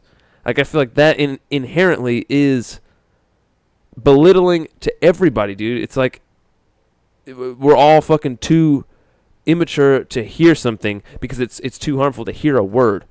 And that means that words have harm somehow attached to them, and that is a sign of weakness in a person, dude. Because I honestly feel like people could just call me whatever. Like, any word somebody could call me right now, and I don't know if it's my white privilege or whatever it is, but it's just like, man, it just wouldn't. It's not. It might hurt for a second, but it's not gonna carry over into the next day or anything, man. You know what I mean? And I feel like a lot of people I know, I feel the same way that are fucking minorities or whatever it is. They're just like, yeah, it might hurt for a second, or it might be like, but it's not gonna overcome me. And the fact that a word would have power to somebody, the minute you allow words to do that to you, you set yourself up to be harmed. You're building a glass house around yourself, basically. I agree that I have a very similar stance, and I try to point that out to people when they say things and I think I might be offended. I always try to point out, please don't think of me as so thin-skinned that anything you could say would uproot me or really offend me. I will consider what you said and more importantly, how you said it. What was the intent behind, what you're trying to say? And that's something that, honestly, I've heard Joe preach over and over again. That helped me realize it. That he's saying, what is the meaning behind, the conversation that they're saying? Yeah. Well, I mean, everything comes down to the nuance of what's going on, but it's just a matter of language control that I have the issue with, man. It's not about, like I said, all the attached emotional context that comes with that is something that I don't have any room to really even speak on. It's I don't know what it might mean, but what I do know for a fact is that identifying solely with something like that and having something like that being that emotionally attached to an identity in that way, that if somebody just says a word to you that it could derail your day or derail your week or send you into a fury, then that is wow, man, you have seriously set yourself up to be in a weak ass position, dude. You're gonna have to deal with so much stress if that's what it takes to set you off. With me, dude, some guy will walk in the bathroom oh my god, I thought this was the girls' room. I thought you were in here. I thought you were a girl. And he's legit. That would fucking freak some people. I'm just I think it's hilarious. It would never. It was just a moment in my life where I was like, man, was I supposed to be offended by that? I just wasn't. It just didn't bother me at all. I don't identify. I don't give a fuck. It's not because of the beard. How many bearded women? No. He just saw super long hair. And I was standing at the urinal or something. He just freaked out. He just saw a long-haired person, and from the back, I don't know. I guess I got kind of long hair. It kind of looks girly, dude. At the urinal, At the urinal, though. Hey, bro, it's fucking Greenville and Asheville, dude. Hey, there's a lot of shit like that going on. People, hey man, you never know what you're gonna see. It's cool. I've seen a lot of girls pee, and they've never done it at a urinal. That's not how it works. No, I'm saying, around here, there's a lot of, people that are just maybe wanting to use whatever one they identify with, whatever bathroom they identify with, bro. Now listen here, boy. They're feeling the other bathroom than me.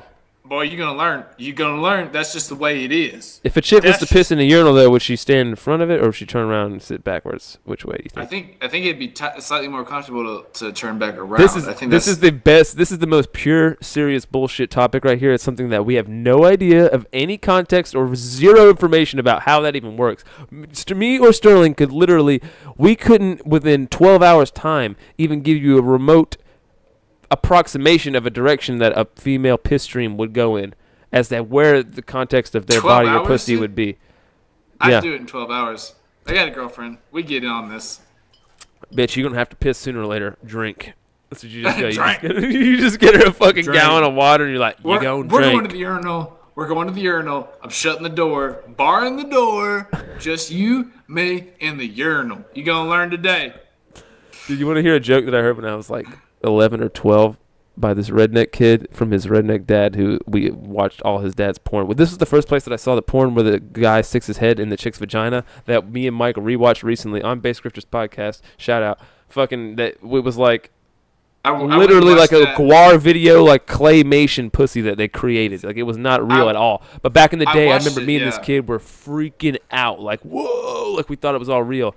I just remember him saying this story about like it wasn't even a real joke, dude. It's just the creepiest thing. It's like if you told this to a girl, this would make her more uncomfortable than anything else on the planet. It was like, yeah, like it's the story. Like a guy gets this girl and he takes her on a boat and he's like, yeah, come on, we're gonna go out and see something. And then you go out to the middle and then you just turn off the boat and you just stand there and you just say, suck dick or swim. And that was the joke, dude. You park the boat in the middle of a lake, and then you just say, suck dick or swim. And that was a joke, dude. And I've never forgotten that for some reason. It's scarred into my head. Because I remember that was like the first time in my life that I was like, this person's creepy. Like a real, like a grown-up, like, oh, you're a real creepy person vibe. Like it was the first time I had like that adult thought of like, oh, no, dude, this guy could potentially be an issue. I don't know what's going on here. But anybody that thinks that could be a joke could potentially be an issue. That's all I'm saying. Suck dick. Swim. Sexual extortion. Sexual extortion. I mean, yeah, I guess. That's not the worst. It could have been like suck dick or eat this bullet. But at least they gave you the option to swim, right? Suck dick or swim. I love suck that. Dick or swim. It was the accent too that sets it off. I'm gonna use that tonight. I'm gonna use that. Here, we got a couple people watching here. Talk to him for a second. I gotta piss again. Out of context. Well, Christian's out. What do I got? Today I went mountain biking to Tijeras, New Mexico. Hit up the trails. Not interested in that. Base Scripters, new website. Make sure you check it out. Tonight, we're going to hang out with my friend Dom. This new guy from Washington. He used to be a gymnastics professor. Just told a story about him a minute ago about how he once had a Dave Matthews daughter from the Dave Matthews Band, obviously. He was teaching her gymnastics, and she like broke her shit somehow. Don't remember exactly how. He actually like had to take his hands and like hand off his Dave Matthews' daughter to Dave Matthews. I only hung out with this guy one time. He just got in Monday, started working in the same place as me. And I was hanging out with him at the trampoline park last night. He also has this sick this picture of him walking across this huge canyon. I wish I had it to show you guys. But we're hoping to hang out, to introduce him to some of the dirt bags in the Albuquerque area so that he can then go, walk tightrope across huge canyons with them. And that's my plans for tonight. Filibuster? I had to filibuster. I went a couple different directions. I finally decided the most interesting thing was what am I going to do tonight, which I actually got to get started on here in just a couple minutes. What's up? I was actually told him we were going to meet like 30 minutes ago. I was just telling about Dom, that guy earlier. The Dom friend. You know the Dom friend? Yeah. Yeah. So the Dom friend is supposed to hang out with him tonight. We're going to introduce him to a couple dirt bags in the Albuquerque area. He's into rock climbing, that sort of thing. So we're going to hook him up with some of those guys. get him started. He just got here Monday. He's from Washington, the Dom friend, and so we're getting him started there. Wicked Kinder in the chat says his mom lives near Albuquerque. And he says hello. What's up, by the way, buddy? What up? Me too. I also live near Albuquerque. Man, it kind of seems like it's tight out there, dude. I've always thinking about that. Are there any open mics you ever hear about? Like, what if I came up for like a week and just did some open mics and hung out? That'd be fun. I think you could. I'll look them up. I mean, you could look them up. You could use the internet the same as me. But I want to be able to have like a 10-minute feature set that I can send to them and be like, hey, can get like a little gig there or something, like a weekend or like a Thursday can't tell or you, some shit. I can't tell you this. On 25, the Interstate 25, which heads from Albuquerque up to Denver, there's a billboard right now that's for the Santa Ana Casino where they're advertising comedy date nights. So I don't know how many they probably pay like older, I don't know, like B rate, I guess, or whatever. Like most known comics that are pretty well established. That's not something I can do. Apply as an opener. I mean, you can open. That's true. Who the fuck's gonna give a shit there, right? They can hear me talking about fucking cleaning their assholes. No, I'm sure there's some shit around here that you could do. I'm sure that whatever you do would be more acceptable and you would enjoy yourself more in Albuquerque way more than you would in Greenville. How long does it take you to get to Denver? Denver's a 6-hour drive. Damn, that's like going to Virginia for me. That's not shit, bro. No, it's not. That's like literally like fuck, dude. And I don't know. We have to talk about how like rent's looking like out there in different places and shit, man. That'd be it would be the shit. But it is really fucking hot out there, and that sounds miserable, dude. Look, I lived in Georgia. I've lived in Albuquerque. Albuquerque's way better because there's no humidity. That's what it's all about. There's no humidity. I totally fuck humidity. Fuck humidity, bro. I'm passionate as shit about that. Your beard would appreciate it. Your beard would be like, fuck yeah. No humidity. So I'm about. Yeah, dude. I got the desert vibe. Hey, he's in GA, dude. Whereabouts in GA, bro? We're from Augusta. That's tight. We're all from nearby. I bet he's in. What do you think he's in? Atlanta or Athens? For some reason, I think Athens. I don't know what. I'm not seeing this chat you're seeing, so I'm lost. Warner Robins? What is that? No, I know about Warner Robins. It's a. What is this? I think there's like a lot of people are from Warner Robins. I knew a lot of people from Warner Robins when I went to Georgia Southern. That's such a southern name of a town. Warner Robins. Here, we're on down to Warner Robins, Georgia. Things to do in Warner Robins. Let's see what there's some things to do in here. You can go to Shell Seafood. You can go to Cheddar's Casual Cafe.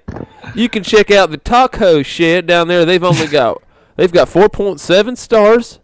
You can check out Choi's Korean Restaurant. All right, I don't know if that's real Koreans there, but they look Korean to me. I can't tell no difference. BJ's Oreo Nest, Sofrito Fusion Food Truck, and El Jalisciense Mexican Restaurant. Some pretty decent place. Warner Robins, man. That's a weird ass name. And this just in, #1 on the list. Take a nap. Warner Robins, #1 thing to do, take a nap. Is that really what it says? Take a nap? No. That would be hilarious. Yeah, so Warner Robins is just south of Macon, right? And Macon is, quote, you reading this? The heart of Georgia. Are you reading this chat? No, I don't know where this is. He literally just said, Warner Robins, just south of Macon. It's just funny you said the exact same words. Well, I don't know, this is where it is. I mean, Macon, I guess it's really not funny then, is it? Macon is the heart of Georgia. The heart of Georgia. I thought Augusta was the heart of Georgia, dude. The Masters, bro. It beats for one time a year, and then it goes and dies, and then they fucking resuscitate it. I think Macon calls themselves the heart of Georgia because they're kind of like in the middle. But if I had to call anything the heart of Georgia, it'd be Atlanta. Because if you zoom in on that, you get so many fucking interstates and out of states out of there. No, it's just fucking Atlanta. It's the only state, it's the only city in the South that people even recognize exists. No, for the most people part, know as Savannah. a major city. People know Savannah. People know Yeah, Savannah. but not as a major city. As a major city. Like, Like, you're talking airports and shit like that. Like Dude, what about Brunswick though? Brunswick, dude. What are you talking about? The Q's from Brunswick. Dude, what about Albany though? Dude, Albany, man. Come on, dude. You talking about Maine, bro? I'm just kidding. what about Tifton? Shouts out to Tifton. No, Tifton. No. What about Conyers, bro? That's where I went to jail. Rockdale County, Conyers. They'll take your $500 and they'll just let you leave in the morning. If you have a $500 on a card, on a debit card or a credit card, they'll charge your credit card in jail and you can leave the next day, dude. It's the weirdest place I've ever been. I can't believe that they just let me swipe my card and then I just left the next day. And literally, I got paid like 2 days before. And I was like, sweet, dude, I got like a $7 paycheck. I work doubles all week. And then $595 of that literally went to bailing me out of jail that next day. And then and then I went back to court. I got a fucking lawyer. And I went back to court. And then they were just like, yeah, dude, you paid the $500. That's it. You could just paid it off. And then it was like, I didn't have to buy this goddamn lawyer. And then I'm pretty sure the lawyer knew it the whole time, too. And then she just took our money. Extra $1,000. Fucking asshole. We just I just gave an extra $1,000 after I already just donated $500 to this police. They just like captured me and were like, give us some money. And then they let me go. It was some fucking straight up banditry, dude. Banditry. That sucks, man.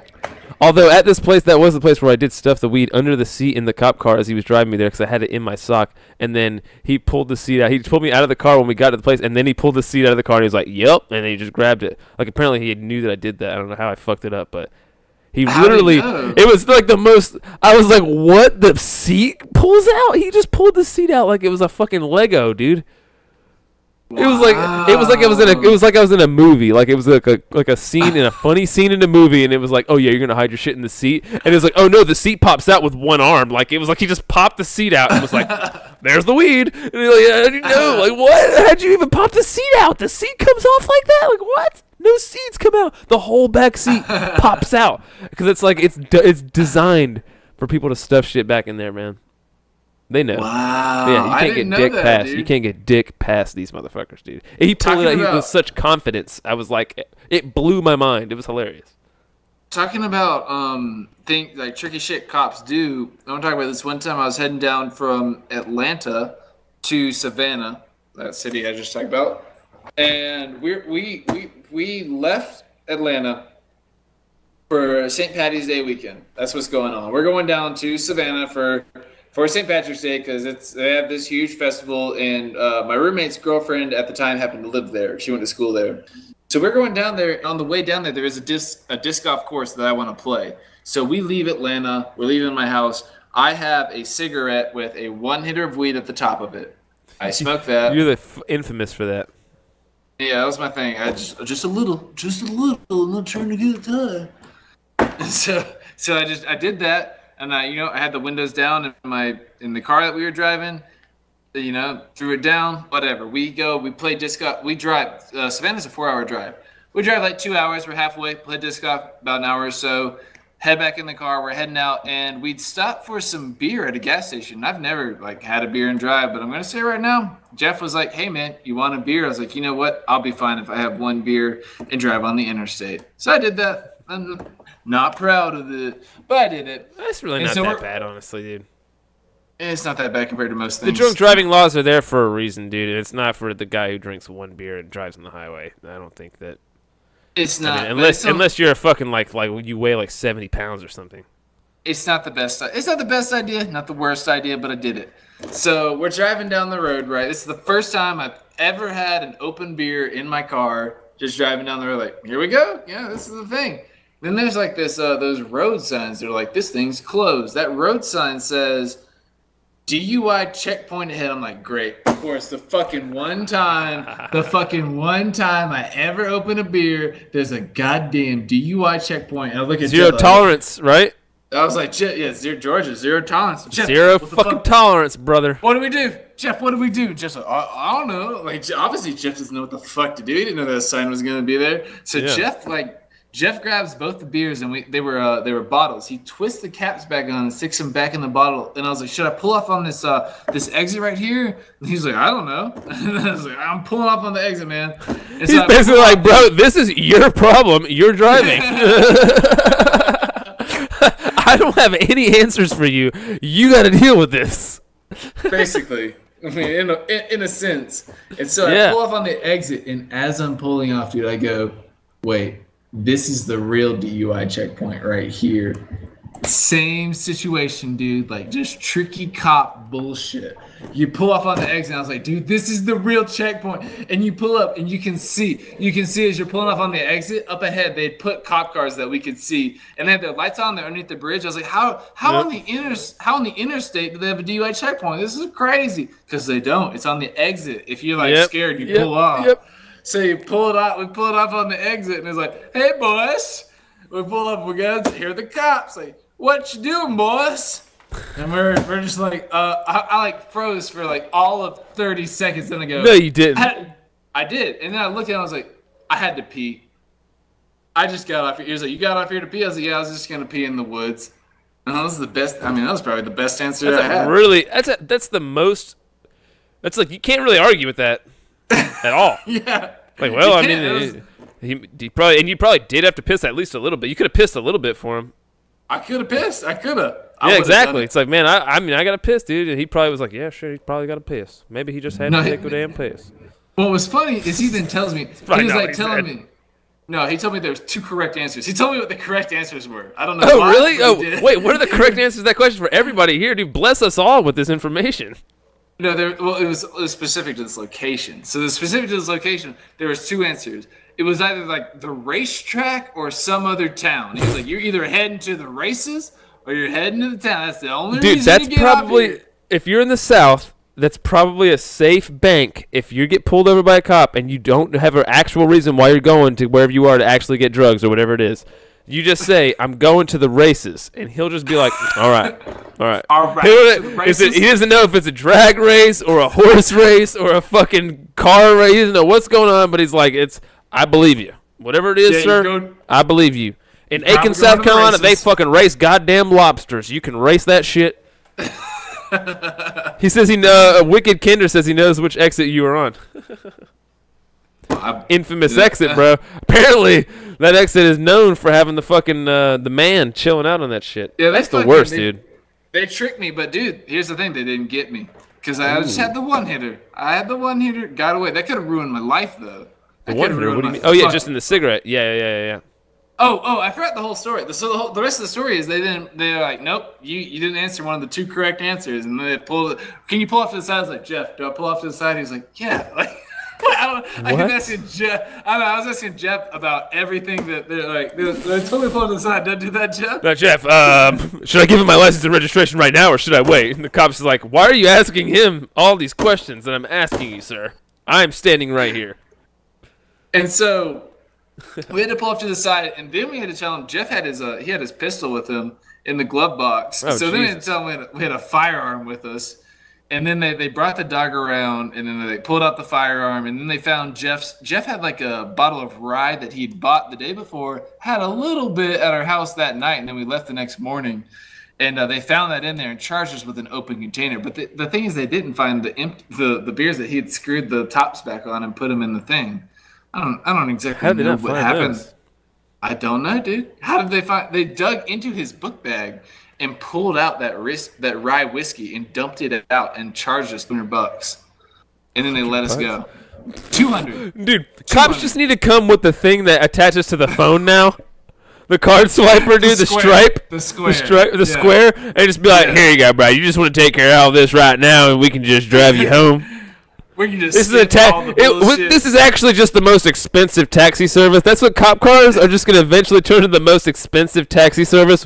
Where it's just like you get pulled over and it's like, guess I'm taking a cop home tonight. And it's like fucking like $300 ticket. And he's like, yep, just swipe it right here. And just knock out all the bullshit. No more jail. And it's like, guess I'm taking police. You got five Uber. And you got cop. You got Uber and you got police Uber. I can't think of a clever enough name right now. God damn it. But yeah, that could be funny. That could be a bit too. Maybe I'll write that down. It could be like Yes, instead of police, it could be polift. Polift. Polift. You can get in the polift. I'm getting polifted home. That's it, dude. Then you just, everybody gets to sleep at home that night, and they take like the worst parts out of jail, but they still get what they want, which is just the money. Do you think if everybody just started donating a bunch of money to the cops, they wouldn't have to do DUI checkpoints anymore? No, because if they kept doing it, they'd still get more money. Huh? Because if they kept doing it, they'd still get more money. It's just a revenue stream for them. Yeah. They're just used to it. So Yeah, we that's can do true. this. Yeah, they have like fucking tanks in Augusta, man. What? They have tanks? Dude, they have literally, it said, I was reading, they posted a thing of what they have. It's not actual tanks. They have anti-IUD, I think it is. It's like anti-landmine fucking Humvees is what they have. And they got a whole bunch of Humvees, and they have like all this fucking like straight up military style equipment that, in Augusta for some reason. I don't know why the hell. I don't know what's going on in Augusta, dude. But it was like some Walking Dead level shit that they had posted up at that downtown jail. But I believe it, but nothing. There's nothing going on there. No one gives a fuck about that place. You think, dude? Who the fuck is gonna take Augusta? It's not like a port town. Like, it's just Augusta. There's shit going on there. Child trafficking apparently goes on there due to the Masters. Do you need a tank to handle child trafficking? I'm not saying that nothing happens there. I'm saying, like, with regards to all the shit you just said, like, nothing warrants that. Oh, yeah. Gosh, yeah. Nothing warrants that. Absolutely, yeah. That's like some shit that even, like, Chirac, you wouldn't need. Like, nobody needs anti-landmine shit. Like, what the fuck is even going on? They're just balling out on that shit. Like, you know how Augusta is, dude. They have a bunch of cash and then they spend it on weird shit. They always spend it on weird shit. They finish half of something and then they quit and they go fucking build some other dumb shit. Yeah, downtown. I mean, Augusta could be a real cool place if there was like some fucking art and some like a culture, but there's just nothing. And that's why I live in Albuquerque now. Yeah, Wicked Kenders here says, he's against the militarization of the police. It's supposed to be to protect and serve, not so much enforcement and revenue generation. Which is exactly the point, man. It's like, and then all that does is it just creates a resentment for the people that are supposed to be, like, we're all supposed to be friends, man. Like, the cops are supposed to be like your dudes, you're looking out for you and shit. But instead, it's like, yeah, they're just revenue collecting off of like whatever victimless crimes, of course. Isn't it shitty now, dude, that it's almost like a hackneyed argument, even just to even bring up that weed is like, or whatever is a victimless crime, or even just drugs in general are victimless crime. If it's just you're harming yourself and you should be allowed to harm yourself as much as you want. Isn't that like don't you feel like that's just kind of like annoying to hear now, almost like, oh yeah, we get it, dude, we know. I don't. Do you think it's tired? I feel like they don't get it. I don't know. Like anyone. I feel like, no, of course, the powers that be don't get it. But I feel like now it's like people are so tired of hearing that same argument. Like even like my mom can give that same argument on the drugs now. Like both of my parents are literally like, yeah, drugs are. It's kind of ridiculous, especially when the whole thing is like the pills, man. Like pills make the whole drug war fucking completely retarded. It just does not make. Once you bring pills even into the equation, it's like, oh, well, yeah, all this other shit doesn't even matter because these pills are way crazier. All these pills are crazier. What? To ban coke and weed and all that shit. Like, I think that even heroin and crack should be legal. I truly do, and they should just have ways to offer people help if they want it. You know what I mean? And if not, man, just like you would let somebody shoot themselves in the head. You'll give them a gun to do that, then give them the fucking needle to shoot themselves in the arm to death. Their death will be way longer, and they'll probably enjoy it more than if they just shot themselves in the head. At least they have the fucking highs. That brings up the whole story that I gotta go at least in the next 10 minutes about shit. Sorry about that, dude. About the we don't have time to get into it now, but I think it'd be fun to get into about the girl who recently told. She recently got charged with murder for a kid who was her boyfriend, and he'd been telling her for like it would be like, I want to kill myself. She'd be like, no, don't do it. I want to kill myself. No, don't do it. And then months would go by. I want to kill myself. no, don't do it. And then eventually got to the point, I don't know if it's been going on for 6 months or a year, but the dude said, I want to kill myself. And she said, do it, faggot. And then he did it. She didn't actually say that. But she said, do it.